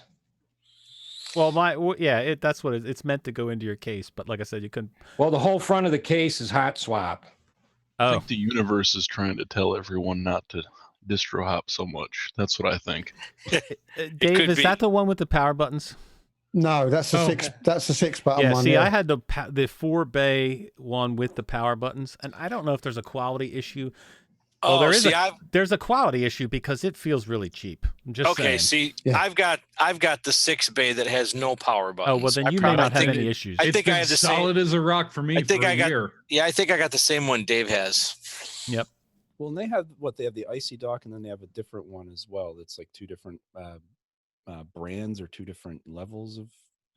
I don't know. The icy knockoff. Yeah. No. It's the same company. It's just one is icy and one is something else. Yeah, they've got a few of them, I think. Well, there was something that Eric didn't remind me to bring up, and that was, when I had said we were going to try elementary of, bringing this whole single click thing up. And one thing I didn't understand, and maybe Chicken, you can help me with this, is one of the features that elementary updated was the area of the mouse settings, where they have it separated between behavior and something else. And I was watching Nick, the Linux Experiments video on it, and he said that they tweaked these settings, and now you can change the double click speed. And I just don't know what that's for. I've never actually used that, so I'm not sure what that's for. It's actually kind of an accessibility setting. Some people have difficulties clicking things super quickly. other times, sometimes it's too slow. So if you're someone who clicks a mouse super fast and it's just not accurate, you can kind of control how that feels and what's comfortable to you. The other thing as well is, other than accessibility settings, like if you've got like carpal tunnel or something, it's going to be a lot harder to do stuff like that. Um, the other thing as well is, not all hardware supports like really quick succession of inputs, like from like a human interface. So it may be able to push that input, but it can't actually like receive it and then deliver it to the computer. So that's what those are for. Okay, they go over my head. Cubicle Nate is here. How are you, sir? Wonderful. Yourself? I am doing fabulous. Hey, did you hear we're going to try Elementary OS? No. That's what we're going to try this week. And we it's been have about a year for me. Wow. Yeah. Is that something that intrigues you, Nate? Or is that something that you're meh? Oh boy, Well, it sure does. I mean, because of Chicken, I want to try it again. That's really the only reason why, because he is so passionate about it, and his passionate is so grand. It makes it just makes me want to try it again. Well, Chicken has to reciprocate now and try OpenSUSE. So He does about every 3 months. And there's Adam Grubbs made it as well. I did. How's it going? What up? Playing Stadia. Hey, I was going to say, did you change your name to Playing Stadia all week? Didn't try. I don't Ubuntu? have to. I think everybody knows. Well, Adam, it's the cool thing to do to hate Stadia right now. And It is. Feel free to join the train. I'll just be sitting here enjoying and also, my game. I will say, I'm just going to bring this up just because. So because Adam is Comcastic, he had a day where he couldn't play Stadia because Comcast. Well, like 2 hours, 3 hours. Okay, well, might as well have been a day. Come on. This is how rumors they work best when you correct. exaggerate. Sorry. Right? Like 3 days he was no. Yeah, for like an entire month I wasn't. Yeah. And so I mentioned to him when he was telling me he was having internet issues, I thought, this is literally the single Achilles heel of something like Stadia is obviously if you don't have internet. Yes. Yeah, but at the same time, if I don't have an internet connection to authenticate other games, I can't play those either. Well, also many other games are internet dependent, such as many MMOs and MOBAs. Those are all on the internet. Oh no, I'm not trying to make a point like, oh, Stadia is bad because of internet. I'm just saying it's one of those things where and also Google's I forget which executive it was said something to the effect of, because people said, well, what about data caps? What about internet speeds? And he made some sort of really silly comment like, oh well, I'm sure the ISPs will just raise their data caps or something, something like that. And it was kind of like, really? But anyway, it wasn't meant to be a negative thing. It is one of those things where it's like, No, that is definitely a downside to it. But all you hear from pretty much everybody, I think I've seen one YouTuber say, we're supposed to hate Stadia, but I'm not gonna. I just can't, because it is really good. But every media outlet out there, well, okay, so I would be exaggerating if I said every media outlet. Most of what you hear is down on Stadia because it's Google and because they think it's ridiculous, and it's doomed to fail. Also, it's also previous precedent with OnLive and other services that have been in the past been promoted for game streaming. Yep. Well, once again, I'm just going to point out that a lot of these channels are also like PC hardware channels, and this is kind of like against what their whole bottom line would be, but that's what it is. Yep. Well, I am one of those guys that's on the fence about Stadia. I look at the history of gaming streaming and I look at it and think that it might actually fail, but then I also have tried it on this laptop that's 11 years old and it works just fine. So really, you mean you were able to game on your 11-year-old laptop? With Stadia, yes. That is amazing. It actually worked, and some games that I can't get running on it actually worked just fine. I wasted about $120 doing it, but because I had copies on Steam, but still it worked just fine. So I can like take my laptop to wherever I'm going. I can still play games. So I can't hate on it, but then again, I have to wait and see if it actually survives. And then But again, oh, okay, you go ahead. I was going to say, like, and then there are going to be all the gamers who are on the Steam side thinking, what's Gabe Newell going to do about this? Yeah. Well, I wouldn't be Yeah. surprised if there's something in the works for them as well, but that's fine. That if nothing else, if Stadia opens the door and makes streaming something, because they've tried it before, right? This isn't like the first time game streaming is a thing. But I just like the idea that's, this is a big enough thing that enough people are aware of it, enough people are going to try it, that maybe it opens up a market where it wasn't before. And Google's, obviously the first there, but this round, let's say. But see, Eric, my problem is not with the people that are somewhat skeptical about it. Like, is it going to last? Like you have mentioned that, like, well, are they going to kill it off? And I have no problem with people like yourself who offered those skeptic opinions. What I have a problem with is the people that are dying for it to fail. And I think that does a disservice to all of us here. That, I mean, they can't wait for it to fail so that they can say they were right and Google's going to kill this off. And I think that just does a terrible thing to the community when all we're looking for is for the negative and for this project to fail because it's got Google's name on it. Exactly. If it was anyone but Google, like you just they would be praising it up and down if it was anybody but Google. Well, okay, I won't say they would be praising it up and down, but they would definitely have a better outlook. It was Microsoft. Yep. Well, all right. If anybody honestly, I have the, like a mix. Go ahead.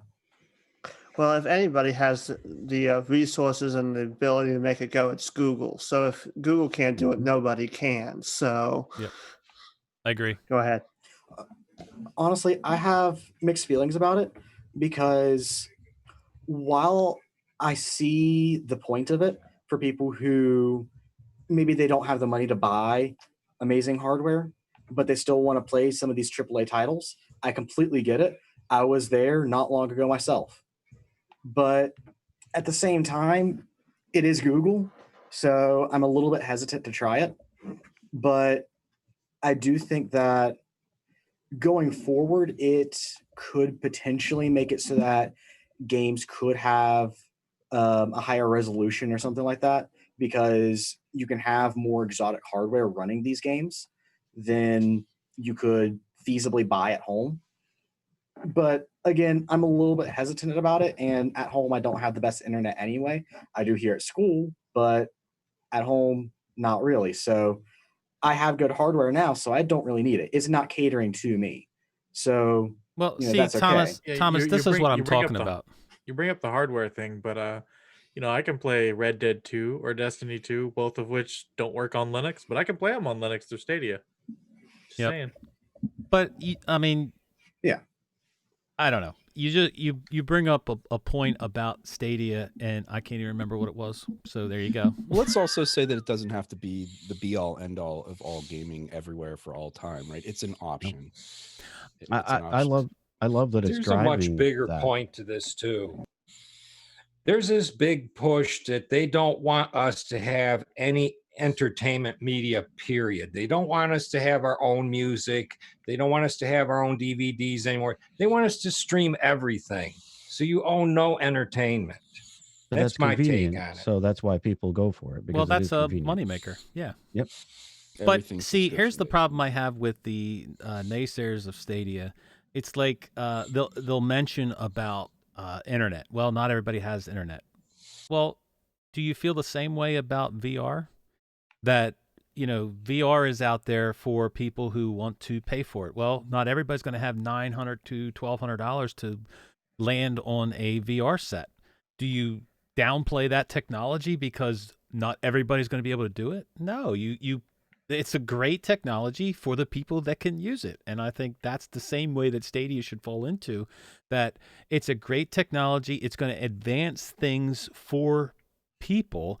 It may not advance things for every person out there, but for those that can use it and enjoy it, it's great. Yep. It has its own separate target audience, you could say. Yes. Just like 100%. VR does. Yes. Well, the problem I have with most of the naysayers is they haven't even tried it. Most of them have already decided they don't like it before they even tried it. I would say that's That's wrong. about 75% of it. Yep. Is they haven't even tried it. So I wasn't willing to say I didn't like it till I tried it. So I mean, I'm still waiting for the free tier to come up in order for me to try it at some point. Maybe. That's going to be a big. I think Same, once same. that's available, you're going to see a pretty much wider adoption, because that happened. I think of all the. I mean, Steam's not a good example, but things like EA's Origin Store, like stuff like that, where they'll let you try a game, or they'll let you know. It's a way to sort of dip your toe in the water, and then you decide, do I like this or don't I? There's a bunch of free Steam games though too, and I think that draws some people. So Yeah. I think you could Even lump that in there. Rockstar Games did it. They were giving free San Andreas when they first started the store. Yep. Like if something Look, like I'm that comes up Stadia, that would be nice. I'm still a Google user. I use a lot of Google stuff, but I can understand people's reservations because they do have a history of taking things away. So I mean, and that's the harsh reality. And I can understand that some people probably think it's a good idea, but am I going to throw money at something and then not have it in the future? I think that's where the reservation comes in. So I can sort of understand that. So tell me one thing that Google has thrown away that has the potential to make this much money. Everything else they've done was free. Yeah. Yeah, well, that's true, Zeb. That's a good point. I mean, we are the product at the end of the day when it comes to free stuff, right? I mean, that's a given with everything, right? They just throw advertisements at you and whatever. So you either put up with it or you don't. But it's true. You got to pay for it. But they're going to make billions out of this. Billions. Probably. I'm just saying that's where the reservations would be. Oh, so of course, you make a good point though. From that, yeah. I still contend that. I'm sorry. Rocky. Go ahead, Eric. Go ahead.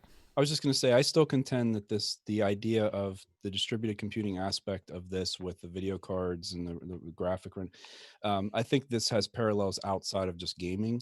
And it wouldn't surprise me a bit if Stadia is just sort of a starting point for Google in their data centers and being able to provide this level of hardware.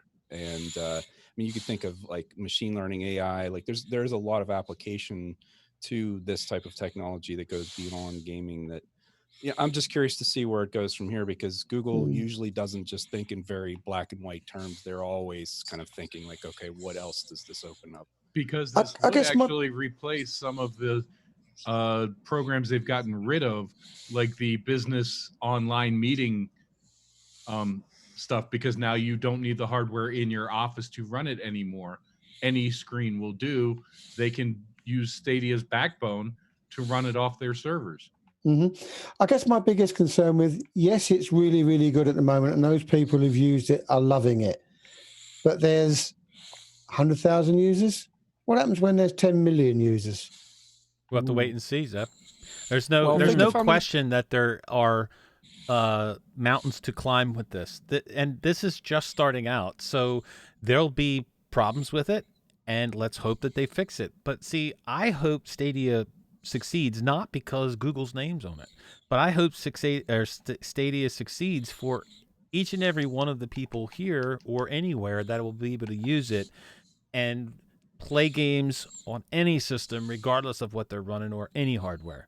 That's only going to help us out here. So, I think in the future, you might see warehouses of NVIDIA and Radeon coming up to support graphics drivers on the internet that could support the Google Stadia itself. Yeah. Could it not be? Well, I mean, they could make. Go ahead. Well, okay. So here's the thing. I mean, we could continue this, but I really would like to bring up another topic for everybody to give their opinion about. Please. And there's only 10 minutes left, and it may be a long topic, but What has everybody heard about the Zorin OS privacy issue? Yep. Oh, Yes. No. Yeah. Telemetry. Okay, so Yeah. what is everybody's opinion on this? How not only what was done, but how it was handled afterwards. Okay, well, I'll say one thing. Having spoken to Zorin OS and done, sorry, not Zorin OS, but having spoken to RTM of Zorin and done an interview with him, I don't think it was deliberate in any way, shape, or form. I think they didn't think it was going to blow up so much in their face. I really don't. I don't think it was malicious. I don't think it was an attempt to gather all your information. I think they made some poor choices. Why is it doing it every hour? Why isn't it doing it just once like Ubuntu says? But I don't think there was any malicious intent.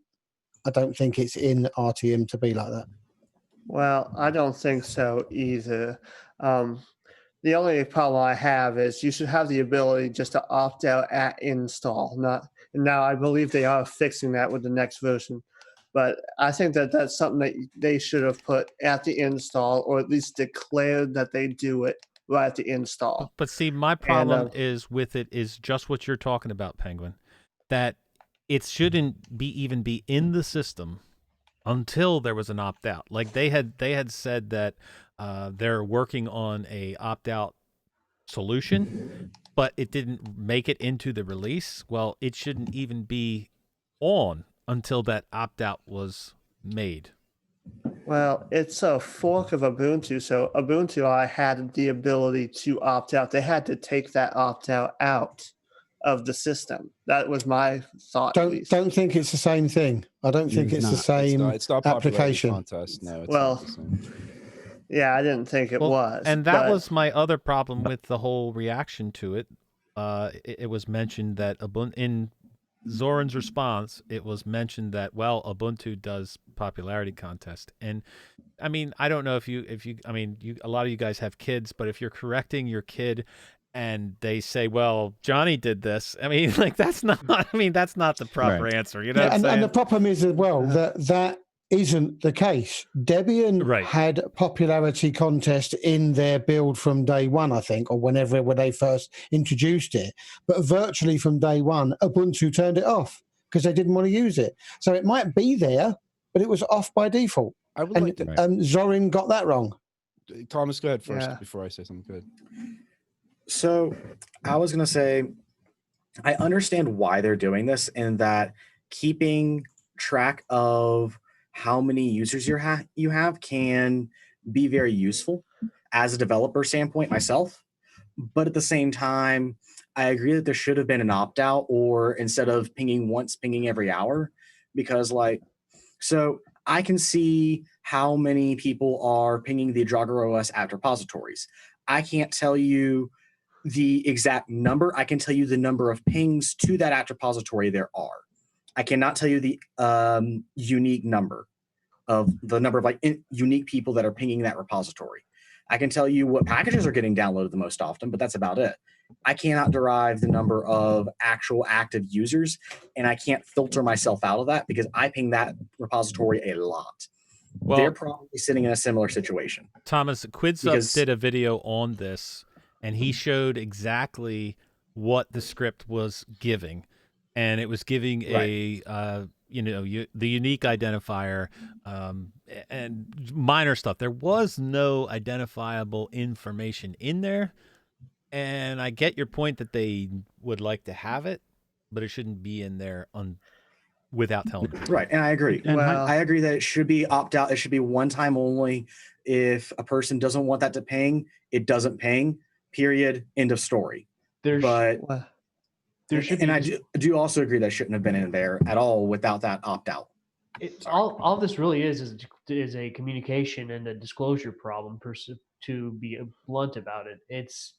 It's not, they're not being very transparent.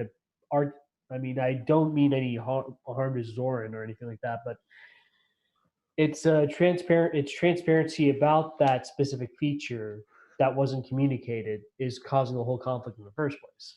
Can I step back from let's say the execution? We keep coming up against this, right? This was the 32-bit thing that Ubuntu went through. Every time something like this comes up, it's always about communication and execution, and those are the details that people get hung up on and that are unhappy about. I have a question to anyone here who can answer this for me philosophically. Again, not the execution in this case. Do you fundamentally have a problem with somebody providing you a piece of software and then wanting to get some telemetry back from you on your usage of that software?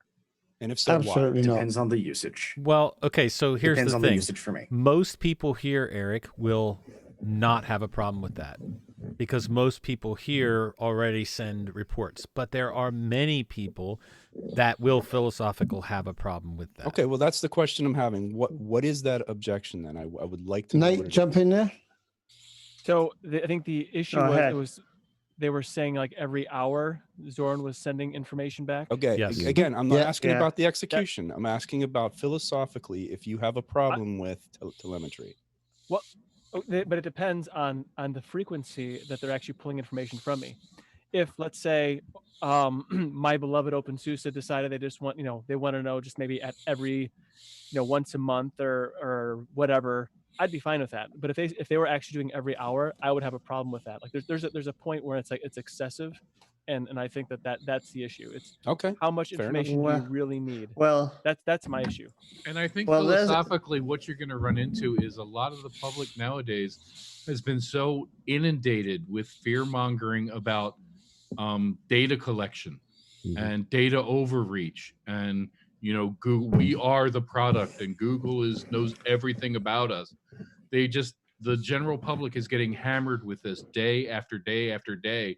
So when something like this comes up from Zoran, it's more oversplash from that daily grind that people are going through than any thought out philosophical response. Well, you got to also look at the fact that there are, people come over from Windows because of privacy concerns. And the first thing somebody does is try Zorin OS because it's looked at as a beginner distro for people who are switching over to Linux, and they see the data being collected, and then they think of, oh, well, Linux is no different than Windows. But the other thing that there is a category of people out there, Dave, that just don't want to give any information because they shouldn't have to. They shouldn't have to give. Why? I mean, the point is, why should I have to give, even if it's so? Why should the developer unidentifiable? have to allow you to download their software? And I'm not saying that's the right well, answer. They don't have to, Eric. That's the point. They don't have to. Yeah. But the software is out there for you to use. But it's not a requirement that if I use it, I must send you data like that. That shouldn't be a thing. I've got a scenario where data collection would be actually a very, very bad thing, especially with unique identifiers. There are some occupations out there, such as journalism, who like to keep sources anonymous and all that stuff. And if you've got that unique identifier, someone could use that to identify you by your computer. So some people might have a problem with that pinging with that unique identifier because it's fingerprinted your system. Someone can go back there and look at your computer, say like in a search warrant or something, and they can say that was your computer. And some people have a problem with that. And if you're traveling with a laptop, it's tracking you where you're going. Dan, you wanted to get in there? Exactly. I do. I got, just real quick. I will say that, hindsight is 2020. And the fact that they are looking at making a change here, I think is kind of key. If you complain to Microsoft about what they're collecting from you, are they going to change it? Probably not. They're going to laugh just like Zeb just did right there, and they're not going to change a thing. So I think you got their attention and they're making a change. So I mean that's probably all we can ask for from that standpoint. Agreed. Well, everyone makes mistakes, and I think that I think they just messed up on the execution, and they didn't think it through that people might have a problem with it. Yeah, and they admitted it, so that's good. It's very hard to believe that in the Linux world that that would happen where they would not think that people would have a problem with it, I because agree, we are but the most privacy centered people around. But yeah, I get it. It's a Yeah. mistake. I mean, I get it. Mistakes happen. Yeah. Yep. And just a quickie, whoever was murdering their keyboard, please mute. Hey, thanks. That's awesome. So it's a mistake that a little script got into the operating system and is running telemetry. It's in not the a background. mistake That's a as mistake. far that as wasn't the mistake. The It's mistake not a was- mistake. It was a blunder. I'm just saying. No, the mistake was just- they didn't warn you about it. The Right. mistake was they didn't Yeah. warn you about it, didn't allow you to opt out. So that was the mistake. And They let's admitted that, and they're fixing it. Yeah, So that's let's cool. just Now, also- somebody could get really nitpicky because there was a warning in the EULA. It said in the EULA, we are going to be anonymously pinging you. But hey, reads that, who reads Zeb? a EULA? No, exactly. However, somebody who was nitpicking could say, well, we told you. It's not our fault you didn't read the EULA. Actually, isn't we that how it mentioned was that. found? Isn't Correct. that how that's it was found? That's how Quidzap found it. He read through the EULA and went, That was what's going on here? something that we mentioned when we tried it. Was there was a EULA, and that was different than all of the other distros that we tried. So If there was anyone that was gonna find it, it's got to would be be Quids. Quidza. And wait now, I remember, who was it? Eris? I think Eris. It was you that was concerned about the EULA, and About what was about it? Zoran's EULA. No, it was Endless OS. Oh, was it? Because Yeah. I remember Yes. saying, well, everything has a basic EULA, so what's the big deal? But they don't though. Not everything has a EULA. I mean, technically it does because everything Technically has it does. everything has like the GPL and that's Right. the Right. EULA. But they Right. don't offer you a EULA when you install usually. Yep. So, as far as I know, it wasn't in the Zorn's EULA. It was in that privacy policy buried on their website. That was the big deal. It wasn't even in the EULA that's displayed. It's on the privacy policy on your website. Yeah, you're right. I sort of feel for these. I feel for these guys a little bit because I think they are very desperate to find out who's using it, whereabouts. I mean, it must be really, really good information for them to have, but not everybody wants to opt in, is it? So, But I Colin, sort of- it's more important because they're trying to make a business out of it. And to Rocco's point, I think if they would just say, here's what I would love every distribution or piece of software that wants to know what my system hardware profile is, who I am, I will willingly share that with anyone. If you want to put a button in there or prompt me and say, hey, this would be really helpful if you gave us this information because it helps us, right? Fine, here you go, boom. So I get that people don't like that it happens without their knowledge, 100%. I remember having these arguments with Michael on Destination Linux back when about the whole opt-in, opt-out thing. And he would argue to the hilt that there shouldn't be an opt-out screen because then nobody will do it. Well, that's a marketer's perspective. Right, exactly. No, I think what Michael was arguing is that there should be an opt-in out screen, but it's automatically set to opt in. Right. So that only those who are really, really worried about it would go through and read it. If it was automatically marked as opt-in and somebody clicked opt-out, they would still get the fact that you opted out. I So there disagree would with be an that premise, though, indication. Zeb. And I disagreed back then with him on that. You don't have to make it automatically on by default. All you have to do is make it a decision that you have to choose before the next screen will highlight. So you can Okay. choose on or Yeah. you can choose off, and nothing is highlighted, so you can't go to the next screen. So you still get all of that info, but it's not About whether you're opting in or out, yeah. But it's not on by default. Well, that's what I liked about Ubuntu's new install screen is they got that little thing where you click on it, it tells you exactly what information they're collecting and all that kind of stuff before you actually opt in. You have the option to tell them what they're collecting, how often, and what's actually sent to Canonical, what stays on your machine. So I like that about Ubuntu is they're honest now about what they're actually collecting. I don't have a problem with that per se, and I always opt in if I know what kind of information is being sent. It also helps that we have a canonical personality that's always in our group talking to us as well. Yeah, Popey is great. But you're right, Rocco. It was an interesting topic. Sorry, it went over, and we're out of time. We're over time, but I did think we needed to talk about it because most definitely it is an interesting topic. It's all right. So that's going to do it for us. But everybody gets the last word. PZ. I'd just like to thank Sean Davis and the Ubuntu team again for producing such a rock solid XFCE base that makes it so easy for Mark Reeves and the team to produce Peppermint. I just love it. Thank you very much indeed, Sean. All right. Raman. Yeah, pretty. So for Ubuntu, I really liked it. Like it works out of the box, everything worked and all. That's good. And coming to other things, thank you, Rocco. This has been like a great experience for me.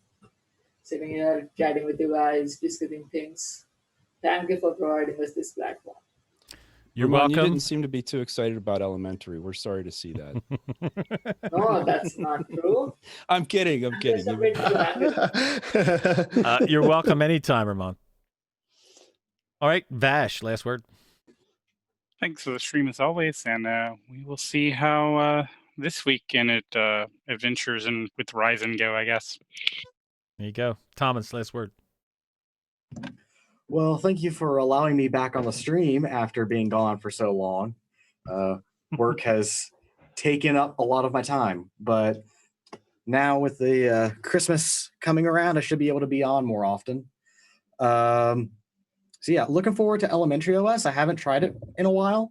I've already got it installed in a VM, so we'll see if my opinions have changed about it any. Fair enough. Dan, last word. All right. Thanks as always, Rocco, and thanks Zeb and Eric for all your assistance. Let's see. Elementary. Yeah, I'll give it a go. It's not one of my favorites, but yeah, I'll keep an open mind about it. And That's all you ask. Yep. Thanks to Sean and the Ubuntu team. Great work. Penguin, last word. Well, thank you, Rocco, for allowing me to join in on the stream. And I'm looking forward to taking a look at Elementary OS. I've actually never tried it in my life, actually. So I'm actually looking forward to this. I've heard some things about it, and I'm going to see if they're true or not. You can find me at the Penguin Revolution on YouTube, and I will see you later. We will put a link to Penguin's channel in the YouTube chat.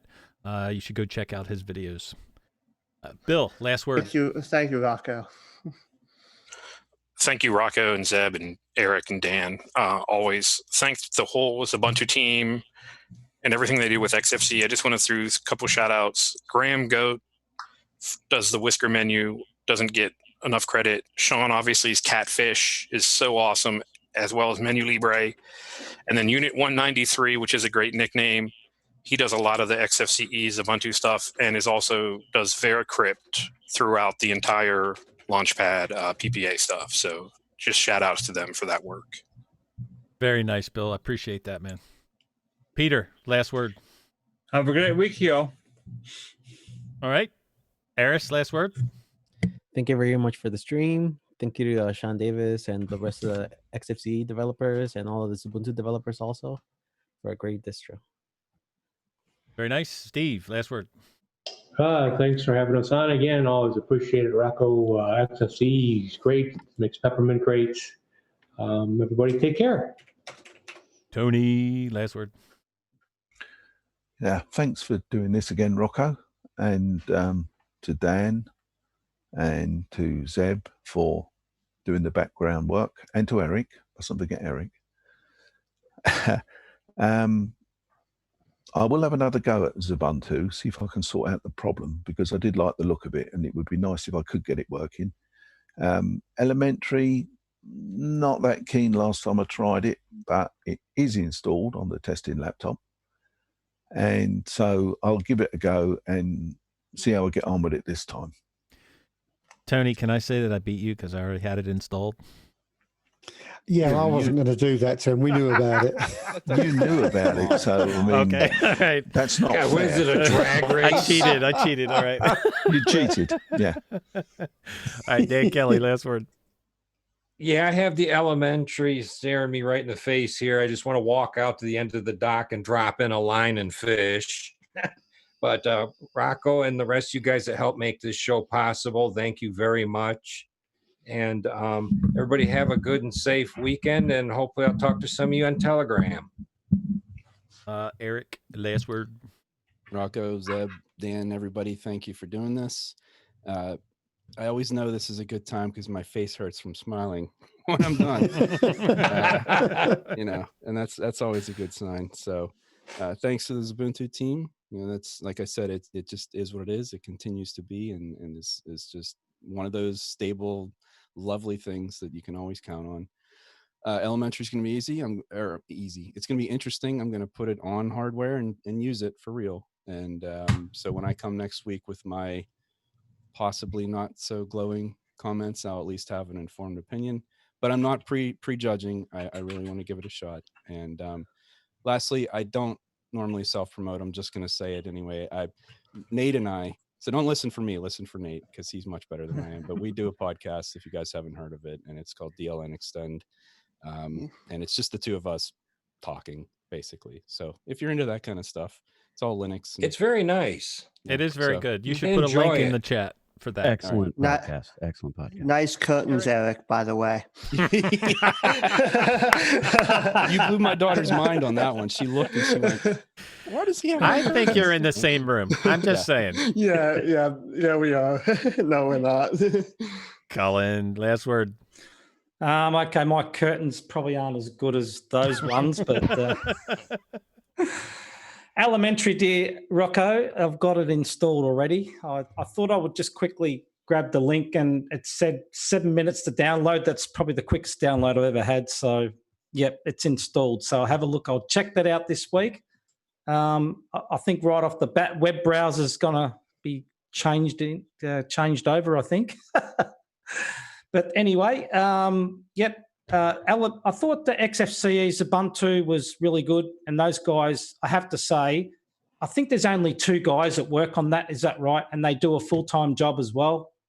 And I think they do some awesome work. Just taking that from GTK2 to GTK3 must have been an absolute nightmare when you got spare time. So I have enough trouble just trying to make some videos here and there. So awesome job to those guys. I think I have a lot of respect for them. And the fact that they are an official Ubuntu derivative is just awesome in itself. So, yep, thanks very much, guys. Rocco and Zeb and Eric and Dan, you guys do an awesome job. So see you all next week. Chicken. There's a button for that. I just want to say thank you guys for having me on the stream. Thank you to everybody who joined in the YouTube chat as well. It's good to see all the viewers there. It'd be kind of weird if we just did this and no one watched. But no, It would it's still nice be fun, dude. It would be, but all that bandwidth just gone. But no, I'm really excited for this week. But actually, I just wanted to give a huge shout out to the people working on Ubuntu and XFCE, because it is a massive task for so few people, and they pulled it off super well. So super proud of them and thankful that we have them. Agreed. And if you had any doubt of whether it would still be fun, Chicken, you've been to the after shows. That's and true. nobody sees that, and it's still awesome. Dave, last word. Thank you to the Biddle crew for this place. Thank you to the Ubuntu and all the Ubuntu devs for a fabulous distro. And thank each and every one of you for becoming the family that I never knew I wanted. See you next week. Aww. Very nice. Merry Christmas to you too. Paul, last word. Yeah, thanks for having me on, guys. Mrs. Claus is just fine. Been waiting all I love it. for that, haven't you? Mrs. Claus is just fine. Now we're good. Daniel, last word. Oh, thanks to Thanks to Rocco and everybody who does the show and just keeps the things running. Thanks for this place. Been away for a while, but it's good to be back. And actually looking forward to Elementary. Not going to prejudge, so we'll see how all this works out. One thing I have learned doing all these distro challenges is that no matter my personal opinion on any of the distros, I find that every time I look at one, I'm just amazed at the work that goes into them, regardless of whether or not I like them or not. And there's always something that I can take away from them. So that's kind of my thing going into any of these things. So everybody have a great week and see you next weekend. Perfect, Daniel. Very good info. Chris, last word. Okay, I just wanted to say one thing about the Stadia. Someone had mentioned about latency. Was it just think about it. I'm in Connecticut. I type an arbitrary thing into Google.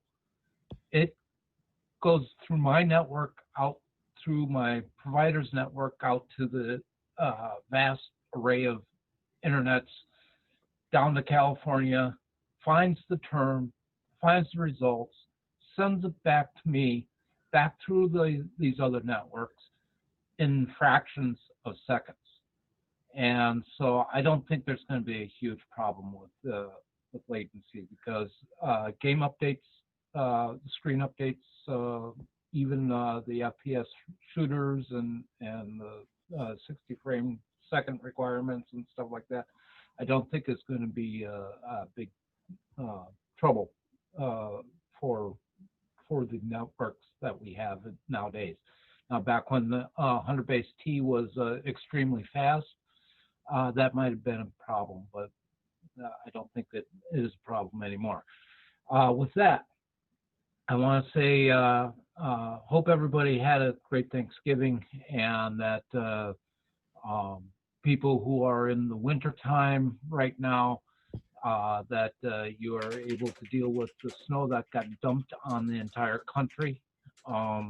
And we're still trying to dig ourselves out in Connecticut. We're pretty good here, but we're still places that are needing, like my house. But anyhow, I look forward to seeing you guys next week. And I've never tried Elementary, so this is going to be a different experience. And finally, thanks Rocco, thanks Eric for the work that you do on the Discourse server. And thanks for everybody on Telegram for helping me out with some of the esoteric questions that I think Dan was about the only one that absolutely knew what I was talking about when I said chirp. So anyway, have a good day, people, and I'll cut it off there. JJ, last word. Thanks very much, Rocco and gang, for the stream tonight, and want to express my very sincere thanks for having a group such as this. A group as robust as this and a community as robust as we have is a great way for me. Makes me feel very glad to send out links and try to recommend your group to others who may be struggling with Linux questions across the interweb. So thank you for that. Very nice. Adam, last word. You're welcome for me showing up. Thank you, Adam, for showing up tonight. No problem. Wow. That's Nate, a good show. Good times. Nate, last word. Hey, thanks for having me, although albeit extremely late. Look forward to Elementary, and thanks for all you do, and thanks for all of you for being here, because it's really wonderful to see my nerdy friends. So that's it. Derek, last word. Again, I'm late myself too, so thanks for having me. I had a hard time getting on Zoom because there's something going on with Elementary and Zoom. I'm gonna have to work with Chicken on that one. But thanks for having me, and I look forward to working. I got it all installed on my machine, so I'm ready to rock and roll. Very nice. Joe, last word. Well, thanks for letting me come in at such a late time. I had a decision whether to come on here or go spend time with the grandkids and go out to dinner, as I said earlier. But I will say Ubuntu real quick was excellent. I really liked it. I did. I thought they did a great job. So thank you to those developers and who worked so hard on it. And if you remember right, real quick too, that young man that I told you a couple weeks ago, I worked on his Windows system. I actually cable managed that system today, and I now have him running Peppermint OS on his laptop that was half dead. He wanted something very light. It was taking like literally 3 or 4 minutes for that Windows machine. It was only 4 years old to boot up. I put this on, and literally it took less than 10 minutes to load and no time to boot. And he is just like happy as giddy as can be. So we have a new Linux user coming in our community now. So anyway, but thanks again. We get them one by one. Yep. Yeah. Congratulations to him. Yep. All right. That is going to wrap it up for us. I would like to personally thank Sean and the whole Ubuntu team for all of their work, for everything they do with giving us a distro that we can count on. Much appreciated. I would also encourage everybody here who is going to try Elementary OS that they go in with an open mind. If you don't go in with an open mind, you're not going to like it. Okay? There are going to be things that are going to be different than other Linux distros. So I'm not saying you have to like everything. I'm just saying go in with an open mind. And if you at the end of that, if you don't like it, you're more than welcome to say you don't like it. But either way, we're going to give Elementary OS 5.1 Hira as our distro challenge for this week. And Linux Spotlight. Linux Spotlight was Martin Wimpress, and that was such a fantastic discussion with him. I had so much fun. It was funny. He made a Twitter thing about it. He mentioned something, and I said it was near the top of the list for favorites, and he said, near. Why was it so short, Rocco? Yeah, I mean, I want to know. right? Off. Yeah, right. So I don't know. It was the longest episode so far, and it was one of my favorites so far. So definitely check that out. But this coming week, I talked to Ryan Sipes of Thunderbird. Sit down with him, and we have a decently long conversation about him and what he does, how he started in Linux, and what he does now with Thunderbird. Cool. So is it going to start with Thunderbirds? Go.